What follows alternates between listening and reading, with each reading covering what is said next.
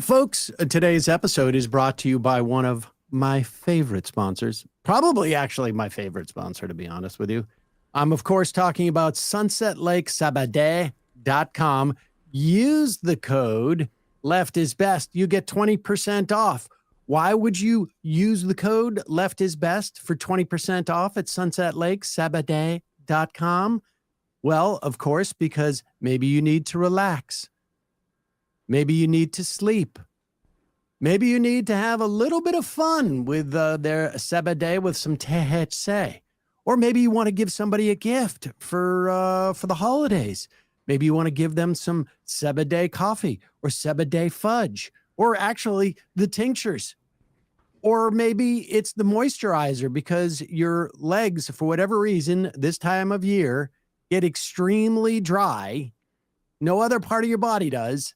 And you get itchy in the middle of the night, and you want to use some of their Sabadee lotion, either the menthol or the unscented.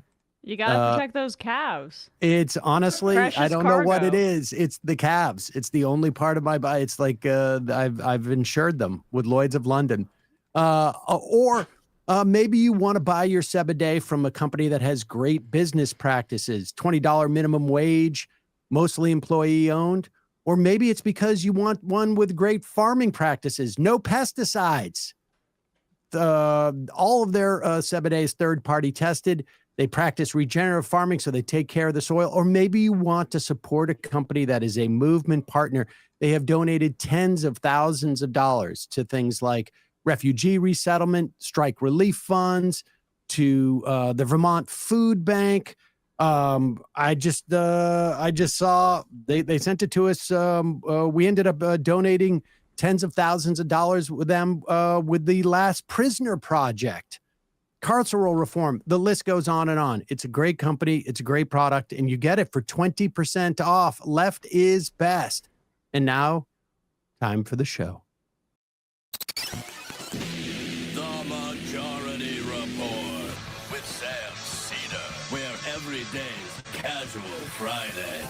That means Monday is Casual Monday, Tuesday, Casual Tuesday, Wednesday, Casual Hump Day, Thursday, Casual Thurs, that's what we call it, and Friday, Casual Shabbat. The Majority Report with Sam Seder.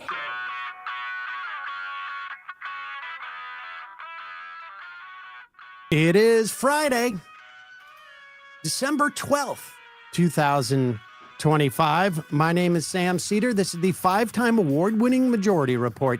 We are broadcasting live steps from the industrially ravaged Gowanus Canal in the heartland of America, downtown Brooklyn, USA. On the program today, Will Sommer, senior reporter at the Bulwark, author of the False Flag newsletter. Also on the program today, Trump, J.D. Vance's threats failed to convince Indiana to gerrymander. Alleged Charlie Kirk killer to appear in court for the first time today. House votes to repeal Trump's order to end union rights for federal workers as Mike Johnson loses control of the floor. I was going to say loses his mojo. His my Joe. Trump's HUD investigating Boston. Yeah.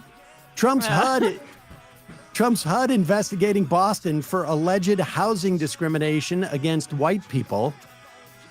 Trump signs an EO to force the DOJ to sue states that regulate AI. Also, to agencies to cut federal funding to those same states. Meanwhile, a federal judge orders FEMA to reissue canceled disaster mitigation funding, probably a good idea. And strike 3 as Trump's DOJ once again fails to convince a grand jury to indict Tish James and Comey, for that matter. Meanwhile, U.S. preparing to hijack more Venezuelan ships. And simultaneously, U.S. threatens sanctions if the ICC does not pledge to not prosecute Donald Trump. White House signals they will complete the Biden reclassification of cannabis to Schedule 3. All this and so much more on today's Majority Report. Welcome, ladies and gentlemen. It is Casual Friday. let me get this fixed here. It is Casual Friday, ladies and gentlemen. But there's so much. The things have been gotten increasingly crazy. Will Sommer is going to be here today to sort of track how insane things have gone on the right. It is fascinating to watch them go off the rails like this. We're even like the House releasing those photos of Jeffrey Epstein and Trump now and Bill Gates and stuff. Like that's almost it's not even at the top of the headlines because we might be going to war with Venezuela, for example. And we should say, I mean, that's the House Democrats that released that information, but it adds just another sort of stirring of the pot. We'll get to all this with Will Sommer, but the other really relevant thing that happened yesterday, on one hand, we have the sort of the right-wing media world falling apart. We have Donald Trump's polling plummeting.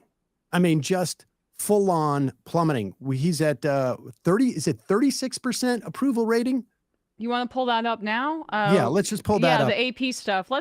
This was just absolutely stunning here. The AP NORC had a poll here where they looked at Trump's handling of the economy and then also on immigration, two major issues, and compared it to March 2025 when they asked the same questions. So let's just put this up here. You can see on the economy, Trump's overall approval rating is at 31% on the economy. I mean, this is unheard of in my lifetime for a Republican president. I feel like. I'm not sure. Maybe at the end of Bush's. I think it's the lowest. Maybe. I mean, when Bush's approval rating got into like the mid 30s, we were in real sort of like a new territory. Stick on that though for a second, Matt, because look at that with Republicans though. They're down 9 points from March. Only 69% of Republicans approve of his handling of the economy. That's like the lowest I've ever seen for him on one particular issue with Republicans. Is that crazy to say? I don't know, to be honest with you, but it's low. But the bottom line is Donald Trump is getting into like sort of uniquely low approval territory. Can we just show that final one then, at least on immigration? He's fallen too. Let's get to that. Let's get to the immigration one later. But his overall approval is at 36% according to this, and only 74% of independents disapprove. And so he's in deep doo-doo. Now, I don't know if that's the only reason that Indiana, the lawmakers refused to do it. My suspicion is, and this is, Donald Trump and the White House about 4 or 5 months ago, started to make a very dramatic push to get Republican-controlled state houses around the country to redistrict. They did it in Texas, despite the fact that it was racially gerrymandered. Supreme Court reversed the lower court's ruling that it was racially gerrymandered. And we should say the reason why people thought it was racially gerrymandered is because the DOJ sent Texas a letter saying you should racially gerrymander this. And so that was one of the clues. Nevertheless, that gerrymander is going to stand. But the idea was that there's going to be multiple states and there's going to be a gerrymander war. So California passes a referendum to gerrymander in response to Texas. But then the Republicans were counting on 2 new seats in Indiana. And it turns out that the speaker in the Indiana State House was not interested in that. And I suspect it is because a lot of them are not up for re-election. They don't think Trump's going to be around too much longer. And that some of the incumbents were like, well, if you're going to gerrymander to get rid of these Democratic districts, you're going to take away my cushion in my seats. And I'm not interested in that because the Indiana Republicans already control the state anyways. So there's really no massive benefit for them. And I think they think they're going to lose the Congress this go round as well. And none of the incumbents want to be in that position. But the violence that they were threatened with, let's just hear this report. This is from WTHR.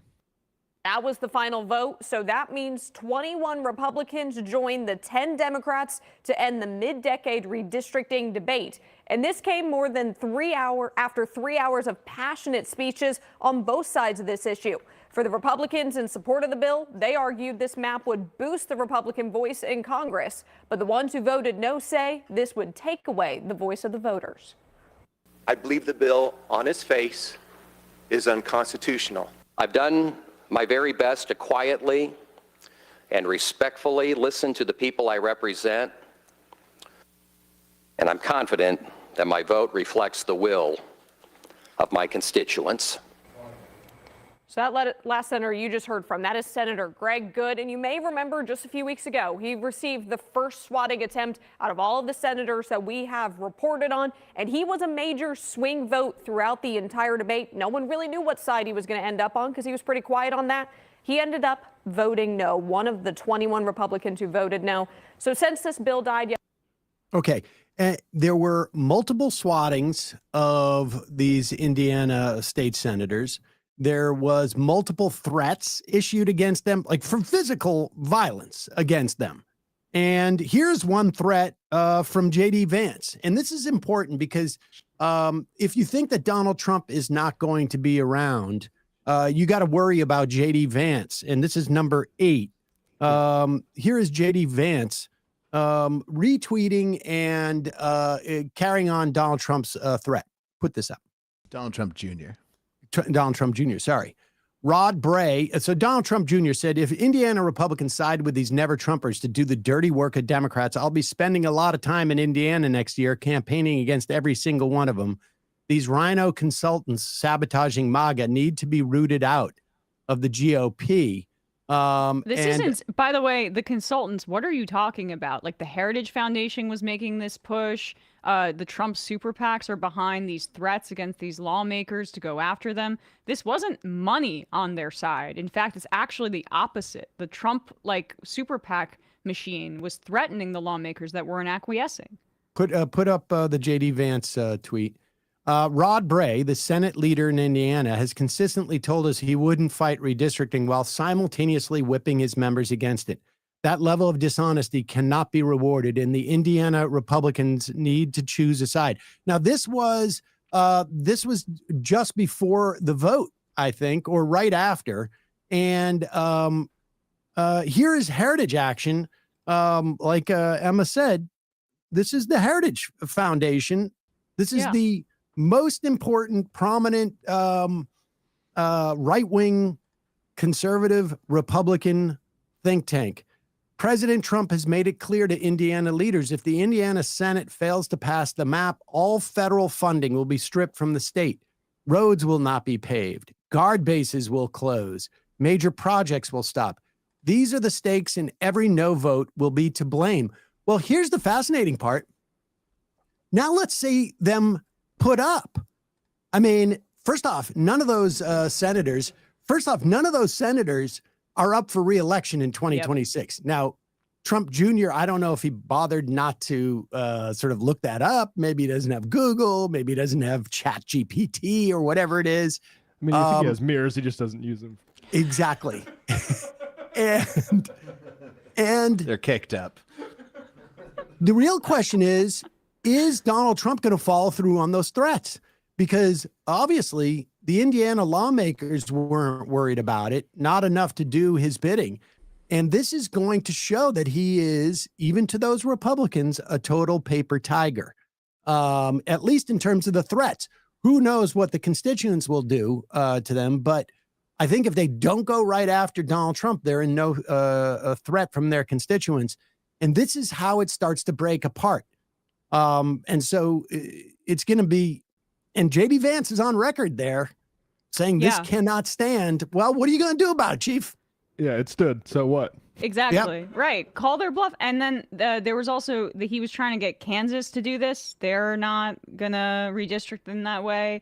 I think Nebraska and New Hampshire, too, they've already rejected his demands. And I think that when we look back at this time period, we will see that Epstein vote as the pivotal moment for Trump because it showed the base really breaking from him on one particular issue. I mean, when you see the polling on his handling of that case, he loves to talk about an 80-20 issue. That's a real damn 80-20 issue. People don't like it. And so he showed himself to be a paper tiger then in being unable to whip those votes and calling every Republican. And, you know, they tried for a long time getting Mike Johnson to not seat Representative Grijalva for weeks and weeks to try to engage in this cover-up. But in the end, the dam had to break and Trump was unable to get his way. And it really feels like since then, and then, of course, paired with this horrible economic situation and the polling that's resulted from that, he's just been falling apart and he's already in lame duck territory. I mean, I don't want to speak too soon, but that's what it feels like. I think he was in lame duck as soon as they got their tax cuts because, again, what's left of their agenda? Nothing. Yeah. There's nothing left of their agenda. Like what, name me one thing that Republicans are talking about passing or running on or whatever it is. They have no agenda. Protecting AI. I mean, there's nothing. And I wonder too, Mike Pence was a former governor of Indiana. He wasn't terribly popular when Donald Trump picked him as governor. I think his approval rating was around 40% in 2015. But I imagine he still has some friends in the Indiana state government. Who knows? But a very interesting story. In a moment, we're going to be talking to Will Sommer, who is a senior reporter at the Bulwark, has author of False Flag newsletter, has been covering this like the right-wing, I don't know, what do you call it? Ecosystem. Yeah, media ecosystem for years. And we'll talk about the other pillar of the Republican Party that is falling apart. But first, a couple of words from our sponsors. You want to think about a thoughtful gift? This is going to be, this is sort of like a one where actually is thoughtful. It's about self-care. And with Nutrafol, you can give the gift of stronger and faster growing hair, an ideal gift for anyone who deserves a boost of confidence, science-backed support heading into the new year. Nutrafol is the #1 dermatologist recommended hair growth supplement brand. It's trusted by over 1.5 million people. Sees thicker, stronger, faster growing hair with less shedding in just 3 to 6 months. And the reason why it is a good gift is, people sometimes are just reluctant to try these things. And Nutrafol doesn't have the side effects as those sort of mainstream drugs, which is why I started taking it about, I don't know, almost 2 years ago, maybe now, a year and a half. And at first it was because we had it around the office from back in the day where they had asked us to be a sponsor. At the time, I was like, I don't need to take this. And others in the office were not interested. But I started taking it because I started feeling like a little bit of like a thinning up here. And it's been great. My hair I feel the difference. And really, my hair at my age, like that's one of the few things I got going for me. So this holiday season, Nutrafol is the perfect gift for people on your list. Your mom or your aunt. Em and I both know women who have had a lot of success with this. Your dad, a new mom friend who has told you about hair shedding, also yourself or anyone looking to support their overall hair health. It's probably not something you ever thought of as a gift, but they're going to be thanking you later. Gifting something that someone actually needs is thoughtful and impactful way to show you care. Nutrafol makes it easy. It's thoughtful, practical, and meaningful. Give the gift of confidence this holiday season with Nutrafol. Whether you're treating yourself or someone else on your list, visibly healthier, thicker hair is the gift that keeps on giving. Right now, Nutrafol is offering our listeners $10 off your first month subscription plus free shipping when you go to Nutrafol.com. Use the promo code TMR10. That's Nutrafol.com, promo code TMR10, all one, well, no spaces. The letters TMR, the numerals 10 for $10 off. We will put that in the podcast and YouTube description. Also, sponsoring the program today. Doesn't matter whether you're shopping for your brother, your sister, an activist, maybe someone who lights their farts on fire. Give the gift that refuses to be lame, that refuses to pick a lane. Hello Tushy Bidet is the perfect gift to indulge every personality on your list. Tushy Bidet is a daily techie luxury that's refreshingly practical and easy to use. Getting a bidet is a revelation. Honestly, it changes so much about your day.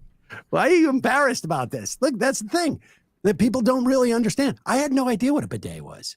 Like growing up, I had no idea what a bidet was. I just have a quick question. When you say people light their farts on fire, is that implying that they're on fire and the bidet is putting them out? I don't know exactly why. Tushy's copy is not always like That wasn't a decipherable. Sam. But I don't thought care. that was a Samism. No, that wasn't me. But the but I read it just because I know that Emma's gonna groan. But I'm telling you, a bidet is great. Tushy is the everyday luxury bidet that instantly transforms your bathroom habits and bottom health for life. And you don't need to go out and spend $1,500 on it like Tim Pool's bidet, which incidentally I ruined. This is much better because it attaches to your toilet.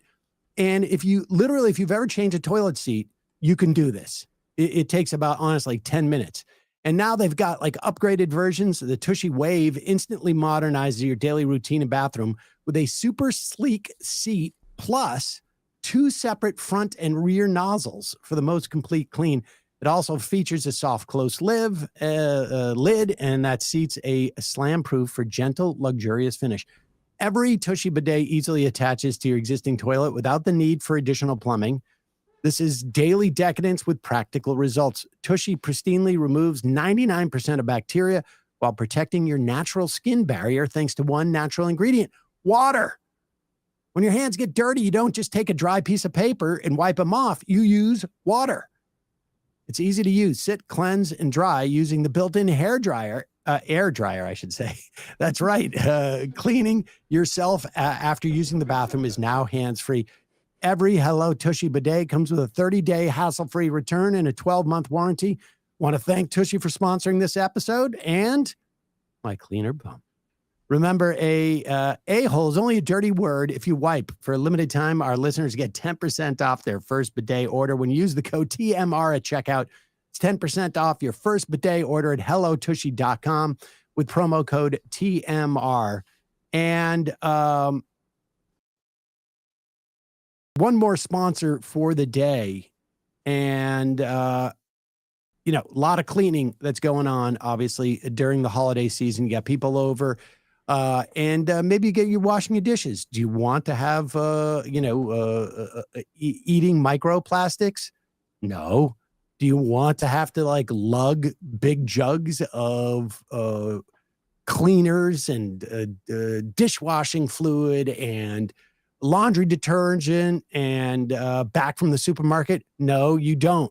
You want to make things easy and healthier around your house? Blue Land. I have switched all of my cleaning products to Blue Land around my house and the office. Blue Land products meet the highest standard of clean. They're effective yet gentle on people and the planet. In fact, Blue Land was named an EPA Safer Choice Partner of the Year. From cleaning sprays and toilet bowl cleaner to dishwasher and laundry detergent tablets, Blue Land's formulas are 100% microplastic free. They are made with certified clean ingredients, free from chlorine bleach, free from harsh chemicals that are safe to use around my cat, my kid, my plants. I don't do very well with the plants, though, but that's not because of Blue Land. You're going to love not having to choose between the safe option and what actually gets your home clean. We use Blue Land's hand soap in the office. We use it in my house.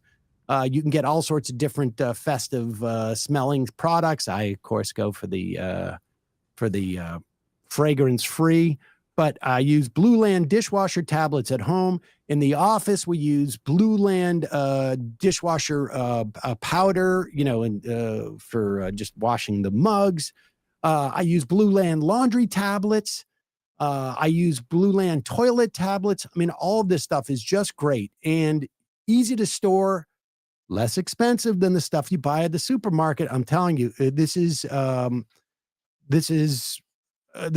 no-brainer. Stock up on your sustainable cleaning products for yourself or to give a beautiful sustainable gift to your friends and family this holiday season. Go to blueland.com/majority. Save up to 30% during Blue Land's holiday sale. Don't wait. They only do this once a year.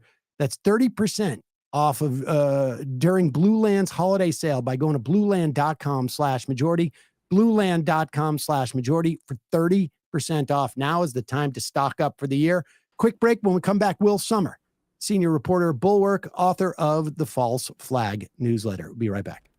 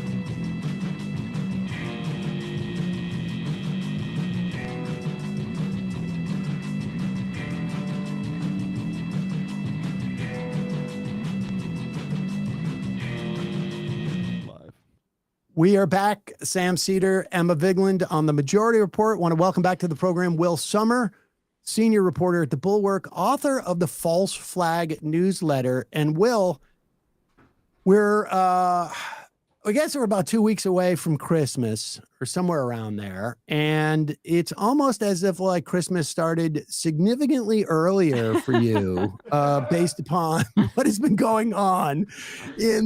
This is extraordinary. Give us sum it up if you can, because we have 3 hours a day and I still feel like we can't fully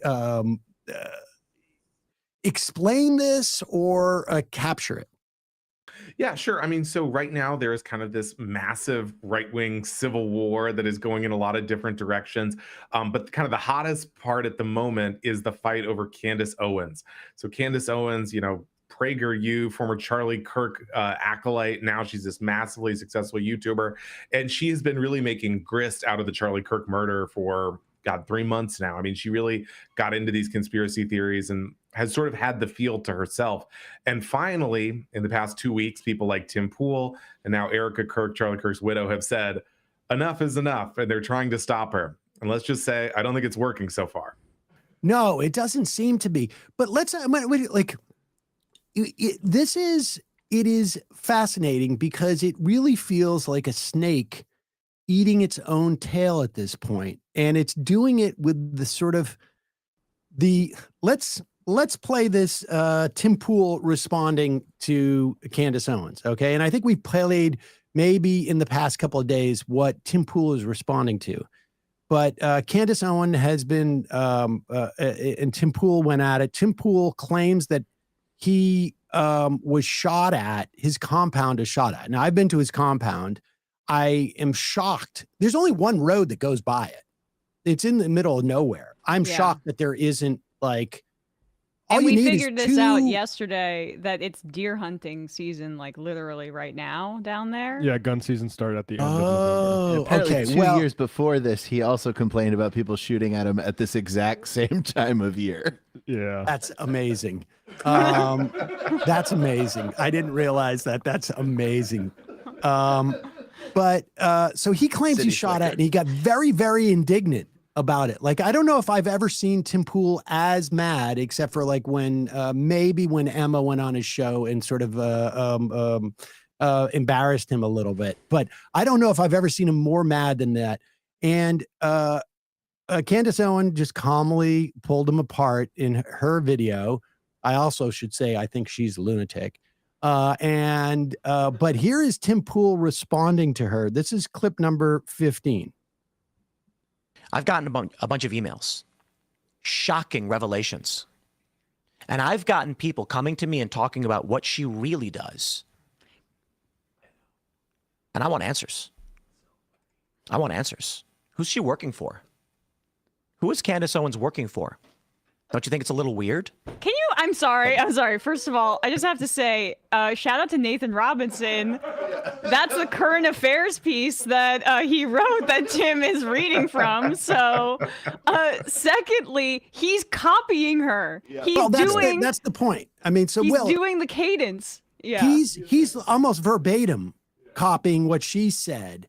But the problem is, and I want you to speak to this, we know this because we follow this stuff, but most of his audience probably doesn't know that he's doing a satire because this is what he's doing every other day of the year. Yes, I mean the idea that Tim Pool will now play the character of a maniac who is paranoid and convinced that there are threats around every corner. I mean, as you said, that's what he talks about all the time. He's trying to fake the funk here. I mean, he's kind of trying to steal her charisma and kind of talk slowly and raise these questions. I mean, he's really just kind of riled up after this supposed shooting on his property, which, by the way, he won't give the police the surveillance video. It makes you wonder. Yeah, but did he even report it? So supposedly he did report it, but he said he won't get. TMZ reported yesterday that he hasn't given them the surveillance video because he doesn't want to reveal where the cameras are located. But if he won't give that to the police, I mean, that seems a little weird to me. It may very well have happened, but this is kind of the inciting incident for why Tim Pool has gone so crazy with this stuff. Well, how do you? He won't give the surveillance. I mean, why wouldn't you give the survey? Because he's got a gated thing. He could put the cameras behind the fences. And if you have like a, I don't know, like a Nest Cam or something like that, it stores the information on a hard drive that nobody can access, even if they were to pull the camera down. This doesn't make any sense. No, it doesn't really. I mean, again, I mean, he doesn't want to reveal the location of the cameras. Can you move him to a different tree after that? I mean, does he have his own? Is the Timcast crew going to take care of this on their own without the police? Who knows? Let's go back to the real incitement for Candace Owens was Milo Yiannopoulos appearing on Tim Pool's show. And Milo, will you just give people a slight history of Milo Yiannopoulos? Because this guy seems to be like burning everything down, and I'm enjoying it. Yeah, I mean, Milo's really on the loose these days. I mean, he's this kind of longtime right-wing provocateur. He's a British gay guy. The amount of how isn't gay he ex-gay? I mean, to be fair, he got really into the ex-gay stuff. He did even kind of QVC Catholic stuff where he would sell rosaries and stuff.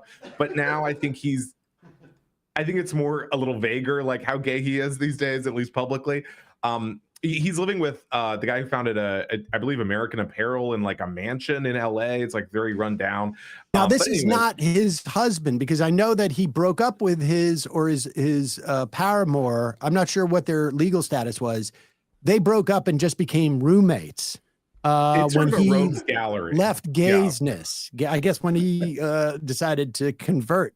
Yeah, I mean, he goes through a lot of identities and sort of angles as a right-wing character. But as you said, I mean, he has this kind of reputation historically. Every few years he'll say, I have everyone's secrets on this hard drive he calls the vault, and he'll threaten to give it to the FBI, or he'll say, you know, I'm going to give it to X person and they're going to reveal everyone's identities or secrets.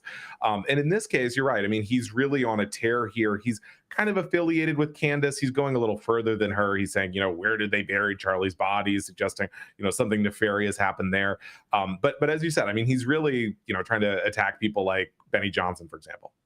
Well, I want to get into Benny Johnson, but just with Milo, people should remember that he was really sort of like at the pivot point of Gamergate, Yes. because he was writing for Breitbart under Bannon's tutelage at that time in the run up to the 2015 election, and he, more than probably any single individual, made Gamergate into a thing.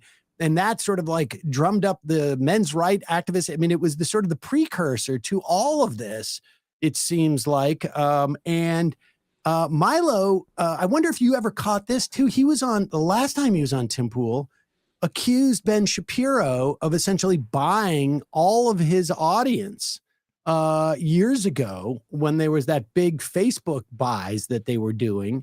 And he said, like, this is the way it works in right-wing media. You fake it, you fake it until you make it. And shout out to Jose, who just did a great video on Ben Shapiro and looked into some of those claims about and how his engagement is so much lower than these other right-wing. His views may look good, but his engagement is very, very different than equivalent right-wing YouTubers who are getting a lot more attention. So it lends credence to that theory, Sam. Have you, so, Will, you've been following this stuff for a long time. Have you ever seen it this sort of like inward facing? No, I mean, I've never seen sort of a, you know, sort of a circular firing squad, or the just amount of enmity there is on the right, especially because it's not like they're really fighting over a politician. It's not like someone loves DeSantis, someone likes Trump. I mean, they're just going at each other. The administration's kind of sitting off to the sidelines. You know, everything like, obviously, Nick Fuentes, the Heritage Foundation ended up in their own trouble with that. I mean, it really is like the vibes are just really awful right now. And you can see it with things like, again, Milo just kind of trying to take people out sort of for no reason, just because he feels like it. So a little chaos. You got Candace Owens. I mean, it really is everyone sort of turning on each other. And, you know, as you mentioned, Tim Pool is furious. Why do you think this is happening? Oh, I'm just curious. Why do you think this is happening? Because for the most part, it feels like the way that they have succeeded is by, you know, sort of like feeding off each other. And it feels like maybe like Crowder was the first sort of like incident where he had his big con thing, was the first time that we saw this. And is it that they're making enough money that they're independent now and they see each other as rivals, or what is it? I mean, I think it's a couple things just in the past couple months. I mean, one, I think the Charlie Kirk assassination was a big deal.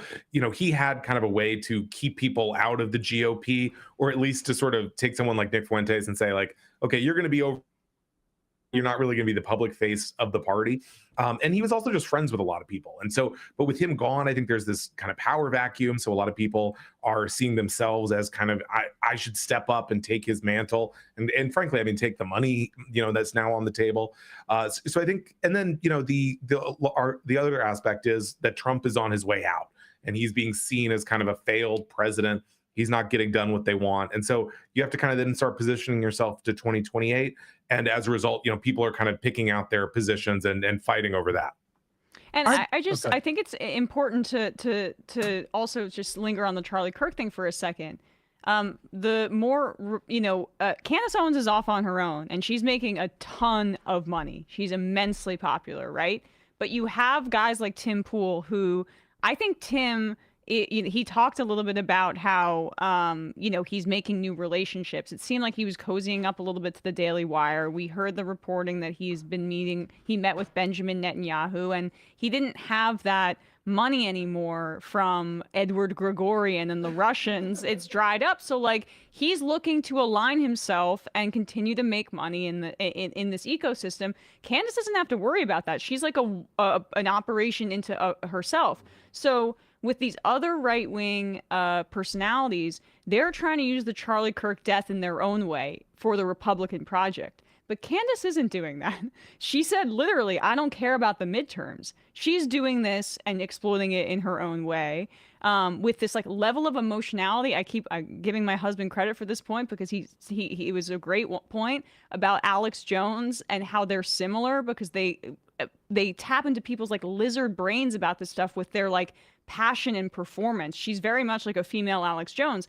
Her incentive structure is very different than the rest of these Republican influencers. And I think that's part of why they're so mad at her. Yeah, I think that's a great point from your husband. I mean, I think you watch it and you kind of like lock in. I mean, at least in the beginning. I mean, I think she started to kind of have some retreads. But I talked to this one right-wing personality and I said, God, what do you think of what Candace is doing? And within a week of the assassination, she's spinning all these conspiracy theories. And he said, I'm locked in. I mean, it's fascinating to watch and it's kind of a high wire act. I mean, it also, I should say, if you watch it, I mean, it can be, you say, wait, why are we talking about MK Ultra? We're talking about Iran Contra now. And, these guys have the same last name. I mean, she just sort of weaves this web that I think a lot of people are buying into, even though it doesn't really make a lot of sense. But it's interesting you mentioned the midterms thing. I think she really angered a lot of people. I guess it was still in the past week when she said, I don't care about the midterms because Tim Pool said, you're going to mess up the midterms. And she said, I don't care. They murdered my friend, which I think for the audience is a much more compelling thing than, okay, we have to win a majority in the House again. But, I think that really, when you kind of start touching the money, start touching the power, that sets a lot of people off on the right. I mean, I think back to the 2020 special election in Georgia, when Lynn Wood, who was so crazy and he was so into QAnon and everyone loved him, they didn't mind that. But as soon as he said, you know what, the elections are stolen, who cares about voting? Then suddenly they were like, whoa, you're going too crazy for us, man. And I think a similar thing is happening here. When Tim Pool says, that she's going to ruin the midterm elections, what is your sense of that? Because it seems to me, to the extent that there's going to be any implications for the elections, it's going to be because Turning Points maybe is getting less funding, but that seems to be a function of like Charlie Kirk was the face of Turning Points. I mean, even to the point where this guy is lauded as a free speech hero because he goes on campuses and debates college students. Yet the organization, the first thing that they ever did was basically set up a portal to report your professor and to drum professor, put them all on blacklists, which apparently the media has completely memory hold. But now that he's gone and you've got the Troika or whomever it is that's doing a show, one of whom is Blake Neff, which I didn't realize he was the guy who got fired from Fox News because he was posting on white supremacy sites and putting white supremacy memes into Tucker Carlson stuff as if Tucker needed that type of help. But what is your sense about what's going on at Turning Points? I mean, I think Turning Point is really struggling to respond to this. I mean, on one hand, I think they still have a lot of, wealthy donors who are willing to fund them. On the other, I think sort of with the grassroots, I mean, obviously after the assassination, there was this real sense, I think, among the average conservative or, right-leaning independent that, Turning Point was so wonderful and this was kind of Charlie Kirk's mission. But since then, and I think the Candace Owens stuff has had a lot to do with this. People say, oh, these guys covered up their friend's murder. I mean, it's crazy stuff, but every tweet from someone like Blake Neff or Andrew Colvett, who is sort of Charlie Kirk's right-hand man, who's now on the show as well. It's just all these people saying like, when will you reveal, why Charlie was murdered for turning on Israel? And I think that manages to have a real effect. I saw, obviously you want to get beyond just kind of like what people's replies on X are, but even in sort of conservative mom Facebook groups, someone was relaying that let's buy a bunch of Turning Point shirts or something, and then all these people were saying, I'm not helping those people, they murdered their friend. So I think this Candace Owens stuff is really sinking in with people. It sort of feels like that. It also sort of feels like, is this created? Do you think that the fact that the alleged killer was not the profile that the right would have wanted from a from a communication standpoint. And we suddenly got this rush of information early on, stuff that we shouldn't have probably heard about, frankly, it seemed to me, in an investigation like that. And then it went dead silent because they realized we're ruining our investigation probably. But that created sort of a vacuum of, it built an expectation of what we were going to hear about this person. Then it all went away. That created this room for this kind of conspiracy theory. And look, I haven't dug into it. Maybe you have, and you're absolutely sure it's wrong. It's not my beat, but do you think that's what's driving this? Yeah, I mean, I think you can see from people like Benny Johnson, people like that. They're not like Candace supportive, but they're trying to say, why is the FBI not creating their own conspiracy theory? Essentially, they're getting mad that people like Kash Patel are not like stringing out narrative stuff. Tucker Carlson, for example, said, the FBI needs to be out here answering all our questions. I mean, we know in reality that's not how the FBI works. They don't sort of, after they've caught the guy, they don't then say, we found something else, before the trial. And so I think because this audience has just demands this kind of constant feed of content, and they want to learn, well, what's up with the Discord chat? What was up with the roommate? I think on one hand, it's kind of surprising they haven't been satisfied with this explanation because, the trans roommate, all this stuff, you would think they would be kind of happy with the idea that, Tyler Robinson acted out because he saw Charlie Kirk as this figure of hate, that this would kind of fit their narrative. But they really seem to want like Egyptian planes flying around. This is the Candace Owens thing. They want, global networks of assassins, stuff like that.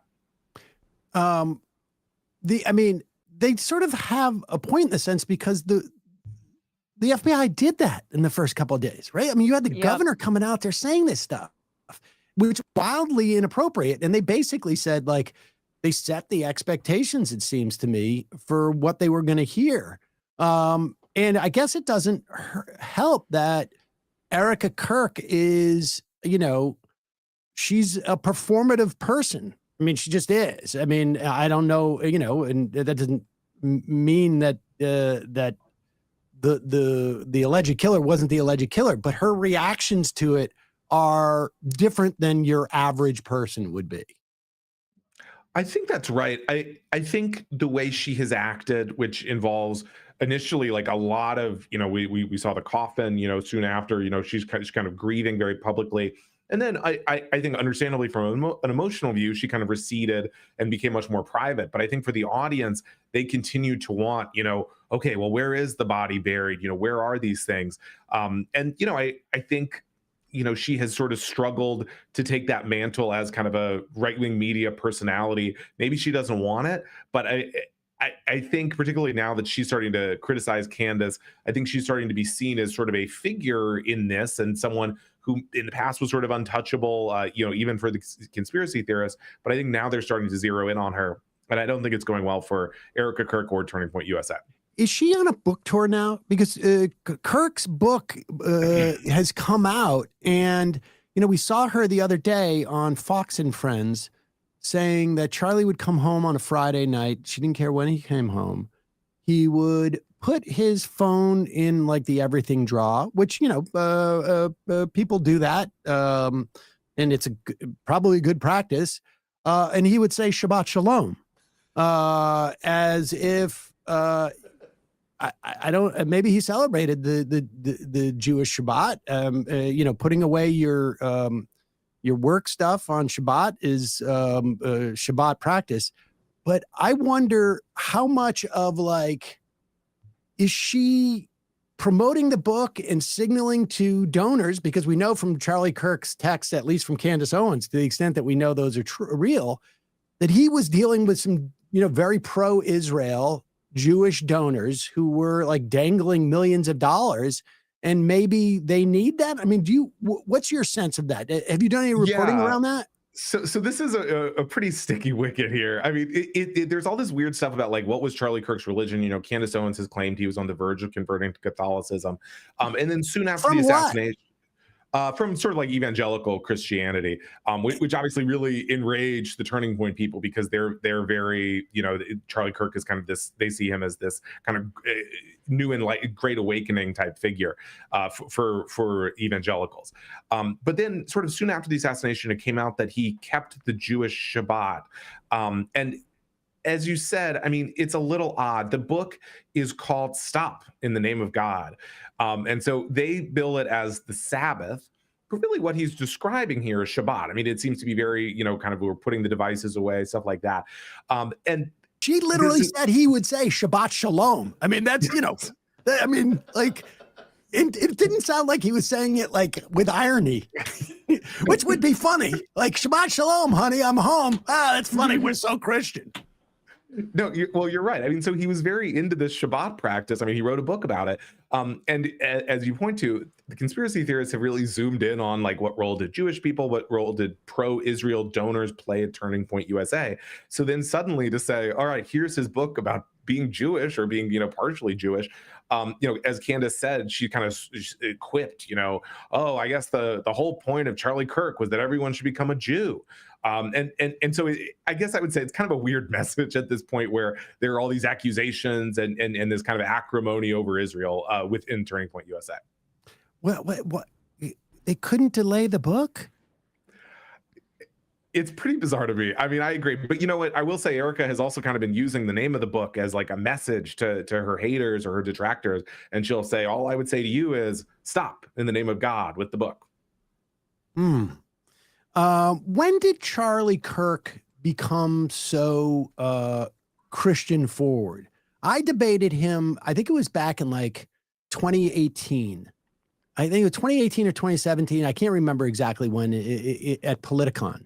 Maybe it was like, yeah, it must have been 2018 or maybe 2019, somewhere around there.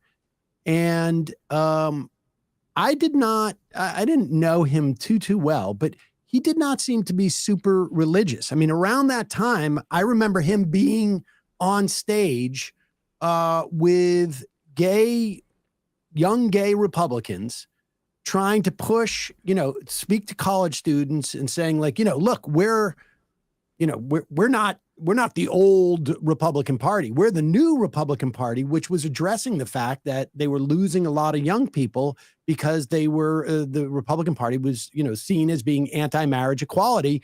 And I remember when the Groypers would come up at the microphone and go, "What are you doing with a gay guy on stage?" And they would get, sort of really explicit, and Charlie was defending it. And then it seems like 4 or 5 years later, he's getting much more Christian and, wasn't renouncing gay marriage, but it felt like there was a progression happening. Yeah, I think you're right on, Sam. I mean, I don't know that I can point to a specific year or something that this happened, but I do think, particularly in the Biden administration and sort of going into this new Trump administration, there was this new kind of religiosity. And I think it sort of mirrors this larger rise on the right. I mean, we can think of so many people, Russell Brand, for one, people who have kind of had this like religious conversion and said, I'm so Christian now. Tucker Carlson was attacked by a demon, apparently. Yes, the demon. Some people on the right who don't like Tucker, they said it was one of his dogs and he was kind of dreaming, and he's taking that to be a demon. But there is this kind of, Nick Fuentes, as you mentioned, the Groypers. There are a lot of these people who suddenly have had, this kind of new religiosity, and I think oftentimes it's, they're kind of trying to bounce back from some scandal or something. I mean, I don't think that's the case for Charlie Kirk, but I agree. I mean, there's this launch of Turning Point Action, which was sort of the religious wing of Turning Point. And people like Candace, she's kind of waging her own war here because she's Catholic, they're evangelical. And Turning Point Action has sort of been portrayed as like the perversion of the Turning Point message or this sort of sinister operation. It is a... It's sort of a weird blend, everything that's going on there between the politics and the religion.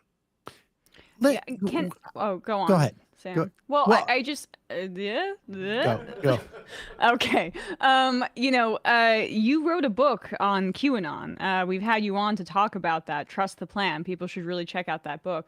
Can you talk a little bit about how QAnon fits into this? Because Epstein and the fact that Trump engaged in this cover-up and the Republicans, Mike Johnson at the very least, assisted him in that, feels like it took the wind out of the sails of some of that conspiracism. And is that energy, which is also very religious in its like structure. There's good and evil and a secret cabal, and we are like the Christian knights fighting against this. Like, it feels like that kind of took on a new, it shapeshifted a little, but the particulate matter is still the same with this Charlie Kirk thing.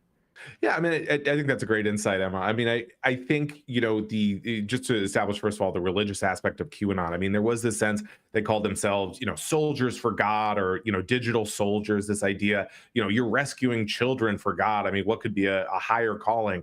And all you have to do is just go online and post and watch YouTube videos.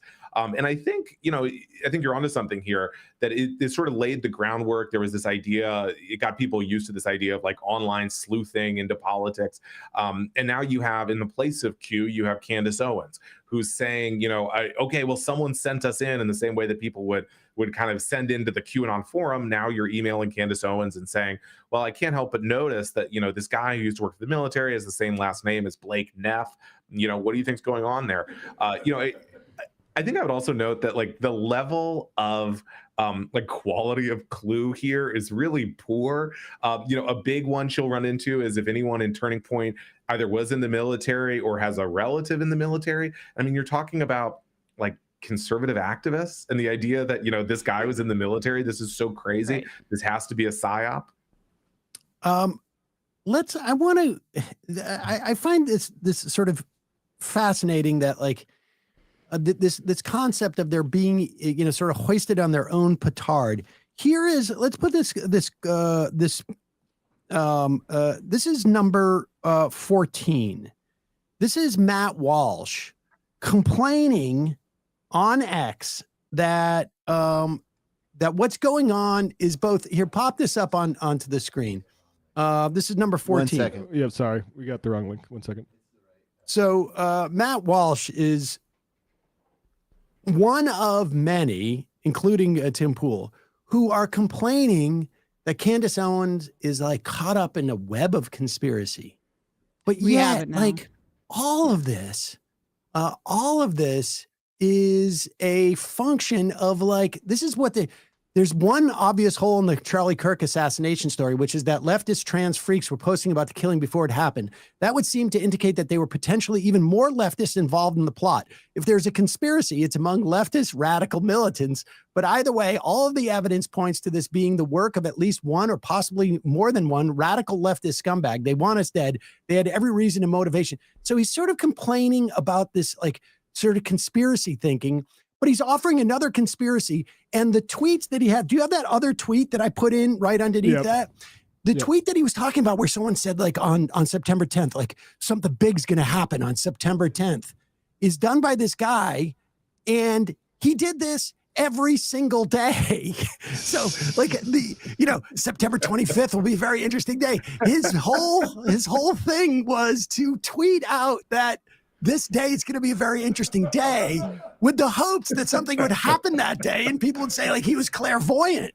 And so like this quality, and then I want to put up this Chris Rufo post. Chris Rufo is supposed to be the, an intellectual within the context of the right-wing sphere, essentially.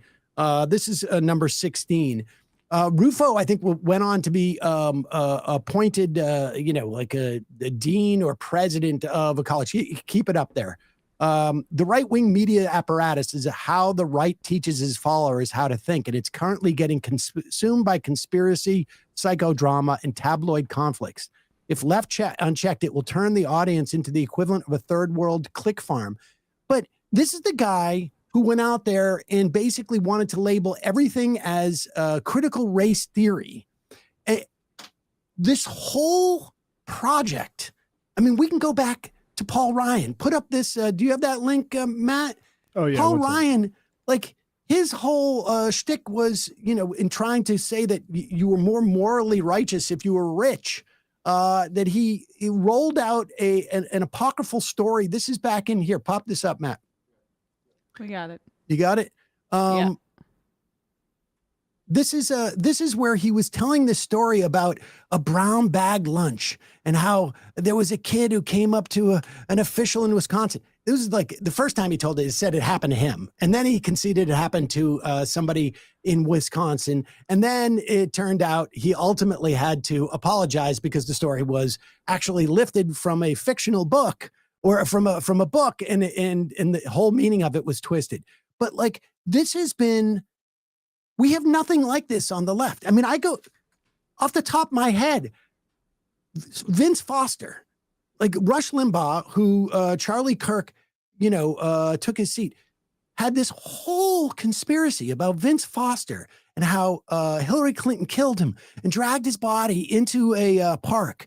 And then you've got I don't know, go through the years, Benghazi, just as recently, they eat cats, they eat dogs, Seth Rich, Jewish space lasers, weather machines. These are all promulgated by birtherism. That's how we got Donald Trump as the president, and Speaker Boner was off on this. Like, this is their whole trade, and now they're complaining about it. Yeah, I mean, completely. I mean, and again, you could keep listing for 5 more minutes examples of that. I mean, you can see that basically they're mad that the tactics have been turned word by Candace Owens primarily. I mean, they want to be doing the conspiracy theories, but aimed at the left. I mean, Christopher Rufo, of all people, saying, hey, how to stay rational here, guys. And do you think like her race has anything to do with their like how tricky it is for them to go after her? Like the fact that she is a black woman, does that like make it more complicated? Because, first thing is like, it's not like Donald Trump doesn't attack black women like literally on a daily basis. And an unknown, to their audience, black woman, but I wonder if it's more difficult for them because of this. I think the fact that Candace Owens is sort of, I would say, like pretty transparently a mercenary figure throughout her entire political career. I mean, she emerged as kind of an anti-Gamergate person. They didn't want anything to do with her. She became a pro-Gamergate person, and then kind of has been through the conservative media apparatus since then. And yeah, I mean, I think the race is an aspect of it. I mean, so many of them have really celebrated her as this, bold voice that now, I think it's very complex for them now to say, okay, but this is the one conspiracy theory that is too far and too tasteless for us. Where do you think this goes? Or where do you think the right wingers who you talk to think this goes? Well, the big showdowns on Monday. Turning Point USA is going to have the big debate. They've invited her in person. They say it has to be in person, which is kind of a Tim Pool move as well. And they want to debate the conspiracy theories. I kind of don't think she's going to go. Her fans think the French Foreign Legion is going to assassinate her. It's a trap. Hopefully that won't happen. But I think longer term. Well, I think she said the ground rule is no assassinations. She specifically said that. Yeah. Yes, and hopefully Turning Point agrees to that ground rule. The question is, I think longer term, I think as Trump kind of wanes on the right, and the economic incentives are incredibly good for someone like Candace, as you mentioned. So I think more people are going to kind of start splitting and making these sort of politically counterproductive conspiracy theories. Matt had a good point the other day that she does also true crime podcast. Is that right? And how much of that is like, here's the script, just change out it's like Mad Libs. I'm just going to put in different subjects. Yeah. Yeah, I mean, I think that's correct. She's also really into like celebrity gossip with sort of reactionary valence to it. She got really big with Blake Lively versus Justin Baldoni, and so I mean, in the same way, I mean, I think she can fit people. Erica Kirk, she says, I don't know, Erica, you're acting a little like Meghan Markle. So it kind of fits all into that same world. What does that mean? What does that mean? Acting like Meghan Markle? Her explanation on that was that Meghan Markle she expects publicity when she wants it and privacy when she wants it. That was, exactly. Well, obviously, because I believe she wouldn't reveal Charlie's gravesite. Yeah. All right. Speaking of women, we should do this Joel Berry tweet. This went up. I don't know if you saw this, Will. Joel Berry, who's the managing editor of the Babylon Bee, had a tweet here. Christian men, if your wife is listening to Candace Owens, you have an important and difficult task ahead of you as spiritual head of the home. The scriptures tell husbands to love their wives as Christ loved the church and gave them. I'm going to skip over that. Your wife's spiritual health is your responsibility, and it's your job to protect her from influences that will rot her soul from the inside out.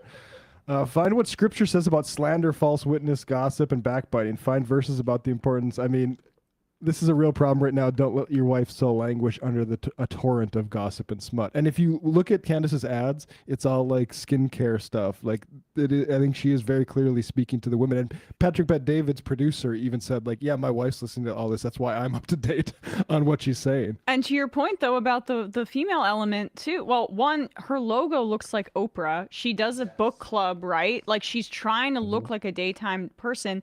And the Epstein thing, I just want to return to that. Like, when you have Marjorie Taylor Greene breaking and Boebert, I guess, and the other Republican women, Nancy Mace, that broke with Trump really on this Epstein issue, and they talk about the victims. This fits very neatly into like maybe Republican women who feel skeeved out by Trump covering up for this pedophile and maybe likely being implicated. Candace returns a lot to saying, I don't want my children to live in a world run by pedophiles. That's kind of a refrain throughout the Charlie Kirk stuff, where she says, oh, you're so mad at me? Well, sorry, I don't like the pedophile empire or what have you.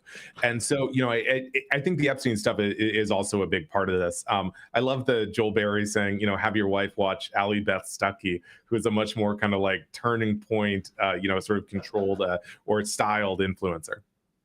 Well, do you have a sense of like what the gender makeup is of like a Candace Owens audience versus, let's say, TPUSA?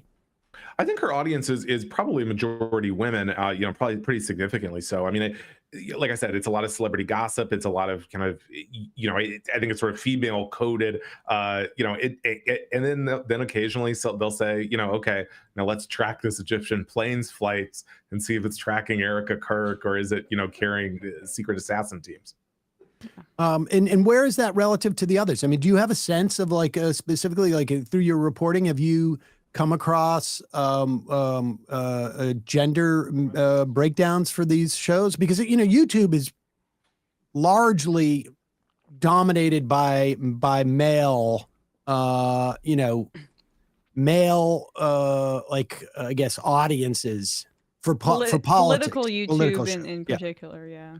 Not all, of course, but yeah. I think it's fair to say that the vast majority of sort of right-wing YouTube content is definitely aimed at men and presumably has I think a similar demographic.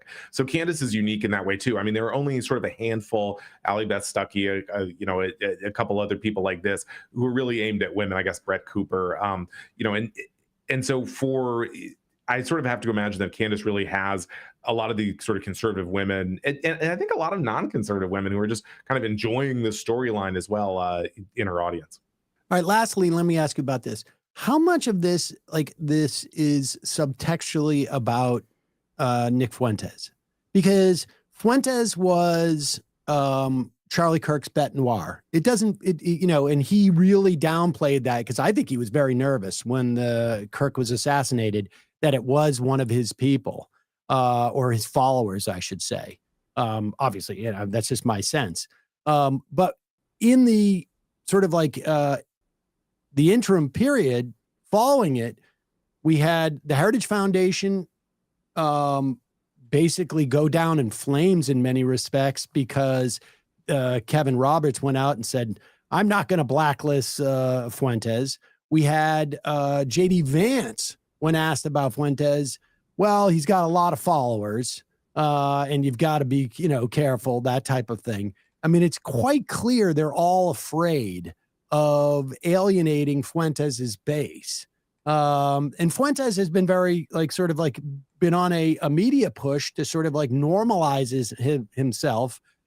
He went on to Piers Morgan. It didn't go so well for him there in terms of being normal in any respect. And he's also got to be worried about Milo Yiannopoulos going around telling stories about people. Milo has outed Benny Johnson. It was sort of like a, who knows what Benny Johnson's orientation is, but there wasn't like there weren't rumors. He went on to say that Charlie Kirk was gay, which, I had not heard that rumor. He's implied that others have a secret, sort of like the sexual orientation. How much of this is about Fuentes and this feeling of like, we've got to adopt the white supremacist, the out and out white supremacist, Nazi loving guy. But we don't want to, they need to be careful about it. I think Nick Fuentes is, I think there's a lot to what you said here. I mean, I think Nick Fuentes is kind of presenting himself as like a sort of saner, fringe media character compared to Candace Owens. He's saying, Candace, your ideas are crazy. He said if Turning Point USA can't debunk her ideas, he said, I'll put her in a coffin. I think debate wise, at least in theory. So, I feel like there's this big tumult in right-wing media right now, and people are really anxious about the rise of Nick Fuentes, but they've seen that you kind of can't challenge him, or if you sort of try to engage with him in any way, you can end up like the Heritage Foundation, you're just getting torn apart. And I think people are kind of scared of the Groypers, certainly getting their events disrupted in the way that Charlie Kirk once did. So I feel like perhaps they see Candace Owens as a way that they can sort of assert some power, and at least they can go after her and kind of try to police the boundaries of what's acceptable. It's a fascinating turn of events, and I have a feeling it's not going to be as easy for the right to sort of get distracted by something else. Too many of them are heavily invested in this sort of like pulling on these strings, and this Charlie Kirk assassins trial, or alleged assassins trial, could just keep going on. They may keep it closed doors. I don't know how they'll get away with that. It seems like they're damned if they do, damned if they don't. So I imagine, Will, you're going to have a very, very busy next several months, if not more. Thanks so much for coming on and talking to us about this. Thanks for having me. Thanks, Will. All right, folks. Oh, listen, we got something. We got the beanies. Yes. We got the Max left beanies. I think you might be, if you get them today, I think you might get them in time for Christmas over the next. Julie said that the latest, if you want to get it by Christmas, is order by Tuesday the 16th. I mean, I think for the Max left beanies, we can't guarantee. We cannot guarantee. But that's what it looks like. We're going to try and do that. The Max left beanie. What an amazing Christmas gift, ladies and gentlemen. Is that the one you gave to Tim Pool, speaking of, or was it a different beanie? I gave him a different beanie. I did give him a Majority Report beanie. I think I gave him one for his. He is not. I don't. Well, he probably wears it when he goes out about town, because that way people will like him when he's in public. Always doing. Throws him off the trail. Yeah. Also, don't know if it's been updated in the store, but we have the whistles back in stock. So, and we sell the whistles at cost. I think you get 2 for $4, and the whistles sold out in like 25 minutes last time. So go and buy your whistles now. If you don't have them yet, and ice is not in your area, I'm sure they will be. But it's also a good way to just signify to your neighbors that you're there to help them out.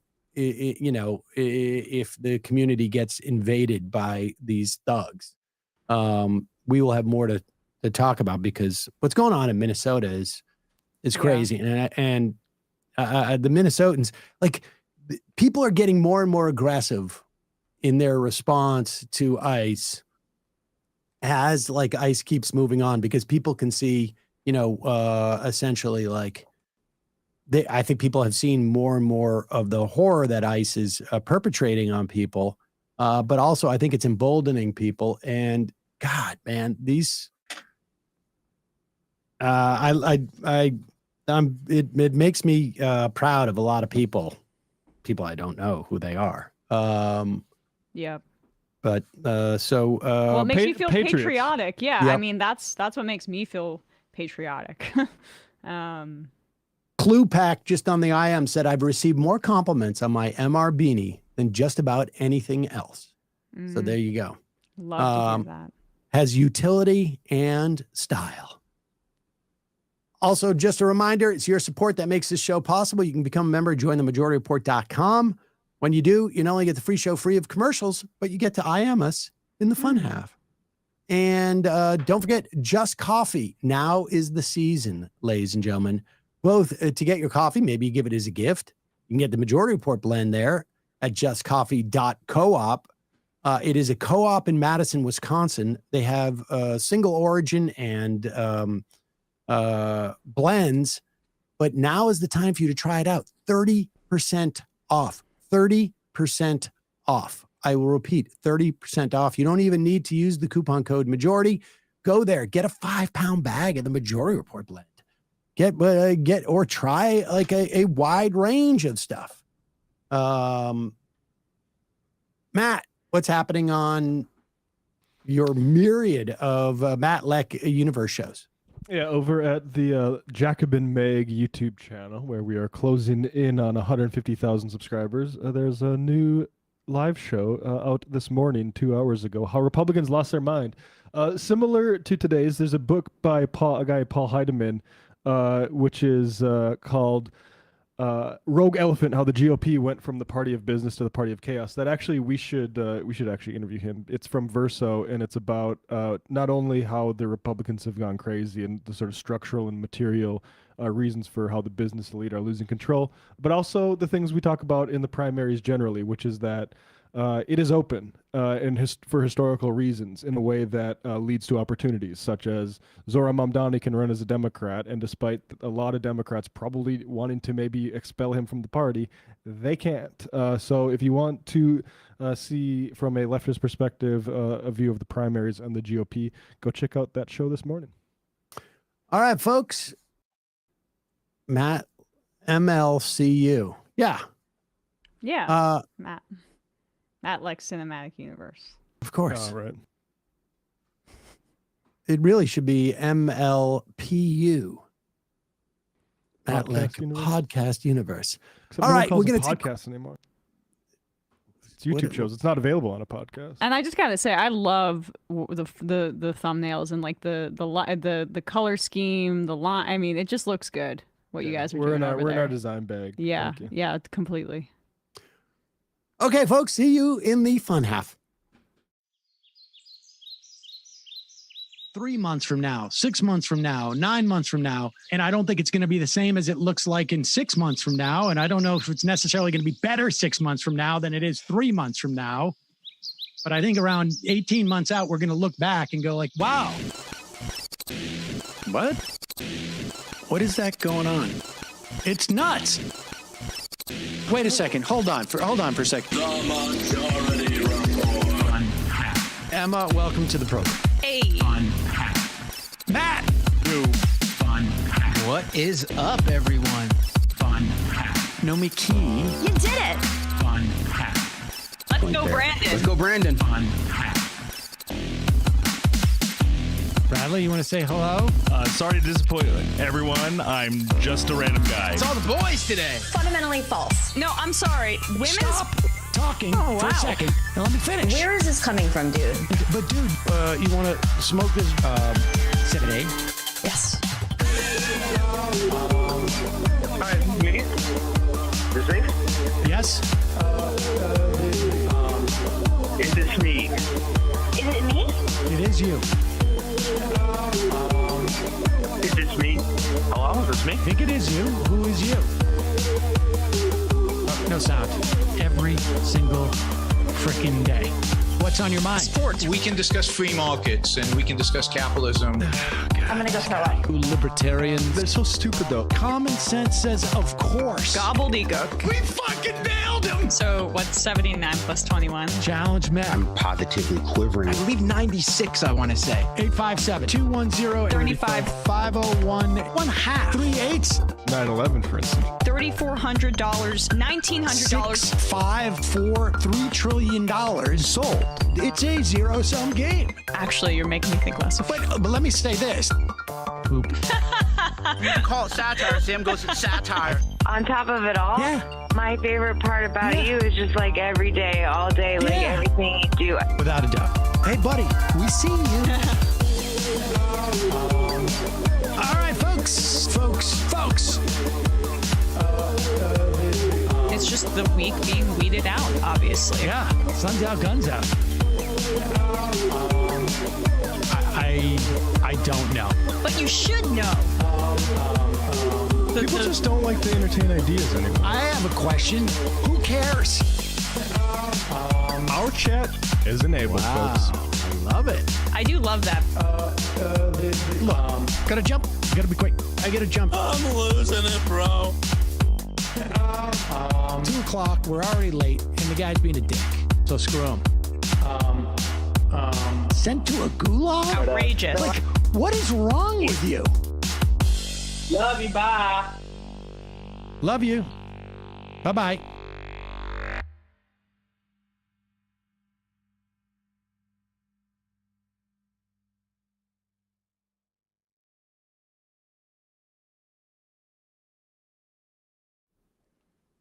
This, we are back, Sam Cedar, Emma Vigeland on the Majority Report, the fun half.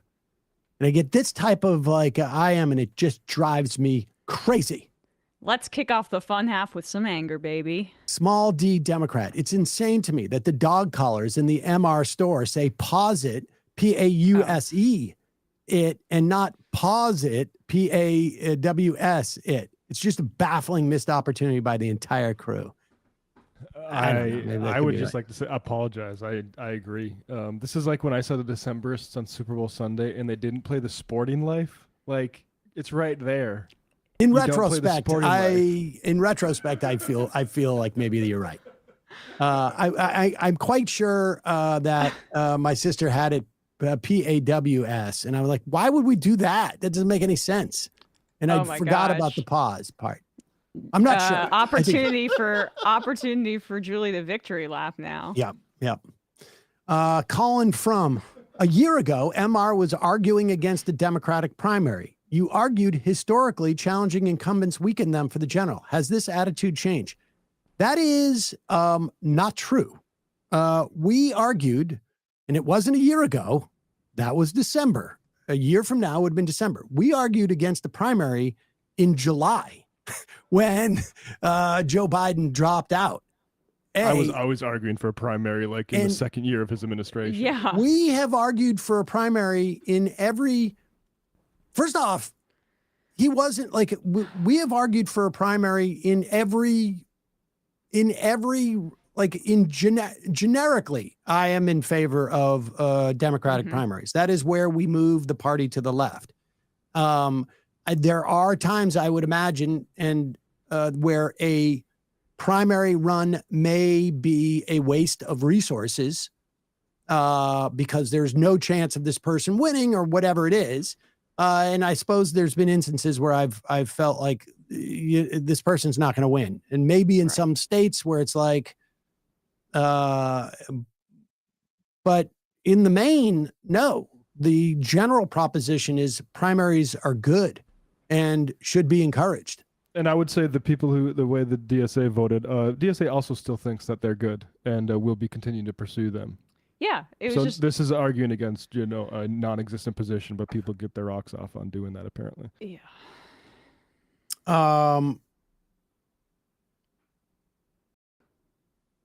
Let's see. Brennan Patuma. I've seen an article about a Band-Aid and makeup on Trump's hand during the last cabinet meeting and also makeup on his hand last night. The theory is holding. Oh yeah, that's all. I mean, he's getting some treatment, and whether it, takes him off the big board at one point is another question. But that's what's interesting to me now. Like, I think in the new year, we're going to find we need to pay more attention to what JD Vance is doing and because he is laying the groundwork, if not to run in, 2028, which of course he probably is.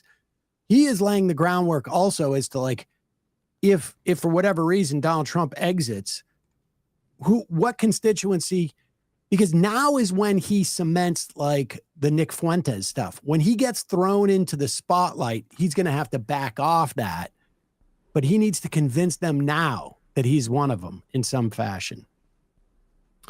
In the meantime, let's go with this. We were just talking to Will Sommer about the Republicans and the right-wing sort of like Republican communications sphere that that their conspiracy theories are now sort of like consuming them.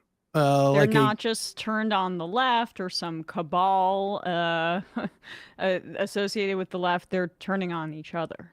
Exactly. And it's a snake eating its own tail. Well, this is not just confined, of course, to the right-wing communications world. It is throughout the entire Trump administration. I mean, he's in office because he was the chief proponent of birtherism, claiming that Barack Obama was not a citizen and that he was born in Kenya.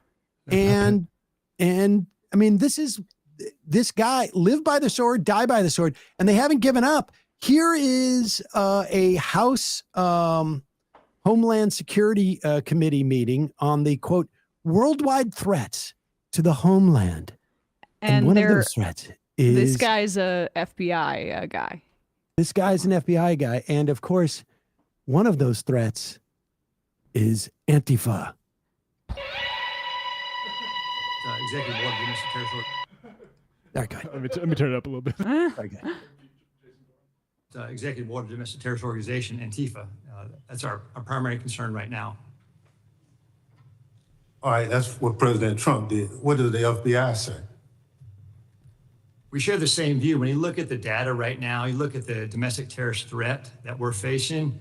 Right now, what I see from my position is that's the most immediate violent threat that we're facing on the domestic side. So where is Antifa headquartered? What we're doing right now with the organization. Where in the United States does Antifa exist? If it's a terrorist organization and you've identified it as number one. We are building out the infrastructure right now. So what does that mean? We're trying to get the information. You say Antifa is a terrorist organization. Tell us as a committee, how did you come to that? Where do they exist? How many members do they have in the United States as of right now? Well, that's very fluid. It's ongoing for us to understand that. The same, no different than Al-Qaeda and ISIS. No, I don't want you. I'll ask one question, sir. I just want you to tell us. If you said Antifa is the number one domestic terrorist organization operating in the United States, I just need to know where they are, how many people. I don't want a name. I don't want anything like that. Just how many people have you identified with the FBI that Antifa is made of? Well, the investigations are active. Sir, you wouldn't come to this committee and say something you can't prove, I know. I know you wouldn't do that. But you did. Oh, man. You know, when I think it was Roger Stone that said that politics is show business for ugly people. And I'm not saying Benny is ugly, but it is great to see when a representative has a flair for the dramatic. Like he knew exactly where to put that pregnant pause. Timing of a Swiss watch. Yeah. You know, they're going to go back and they're going to come back and they're going to claim some number now. They have to. Yeah. But it's so tricky because then they are going to be asked like, well, do you have them? Are you monitoring them? Do you have the Show your work. How exactly? How do you determine? There's 4,000, 10,000, how many? Like 100, maybe there could. I mean, listen, in terms of being anti-fascist in this country, it's quite possible. The number is in the like hundreds of millions. Mm-hmm. I mean, there could be 150 million anti-fascists in this country. I wouldn't put it past it. I mean, that's how they register. They vote for Kamala Harris, and that's essentially how you communist father Kamala Harris. But I would imagine there could even be some people who voted for Donald Trump who would also identify as being anti-fascist. There should be some polling done Nazis and asked if you are anti-fascist. Has anybody polled that? That would be fascinating to see. Like, are you anti-fascist? There could be upwards. There could be like There could be 250 million members You're gonna need to build a lot of prisons. of It's just- Antifa. Incredible to have him say these investigations are ongoing about just like a ballpark number of how many terrorists are in this organization, but still claiming that they designating them a terrorist organization without having the most basic facts about said organization available to you. Like, what did he think going into that hearing? Why can't they even come up with a lie about the big lie about, well, it's because you're under oath. Well, You're under no, oath. it's not just that, because I think you see these people get away with lying all the time. But I think the problem is that once you present one lie, you may get follow-up questions. And right now, if you're going to Congress and you're going in with that kind of shit, you know that this guy I'm talking to could be the chair in this time next year. And, or, you know, I guess 13 months out, that guy could be the chair. Like they could just make my life a living hell. And so now they're all afraid when, you know, you had Jesse Waters saying the other day, we're going to lose the midterms with the House, you know, maybe the Senate, maybe not. But the only thing that happens if the Democrats take the House is that they're going to have full subpoena power.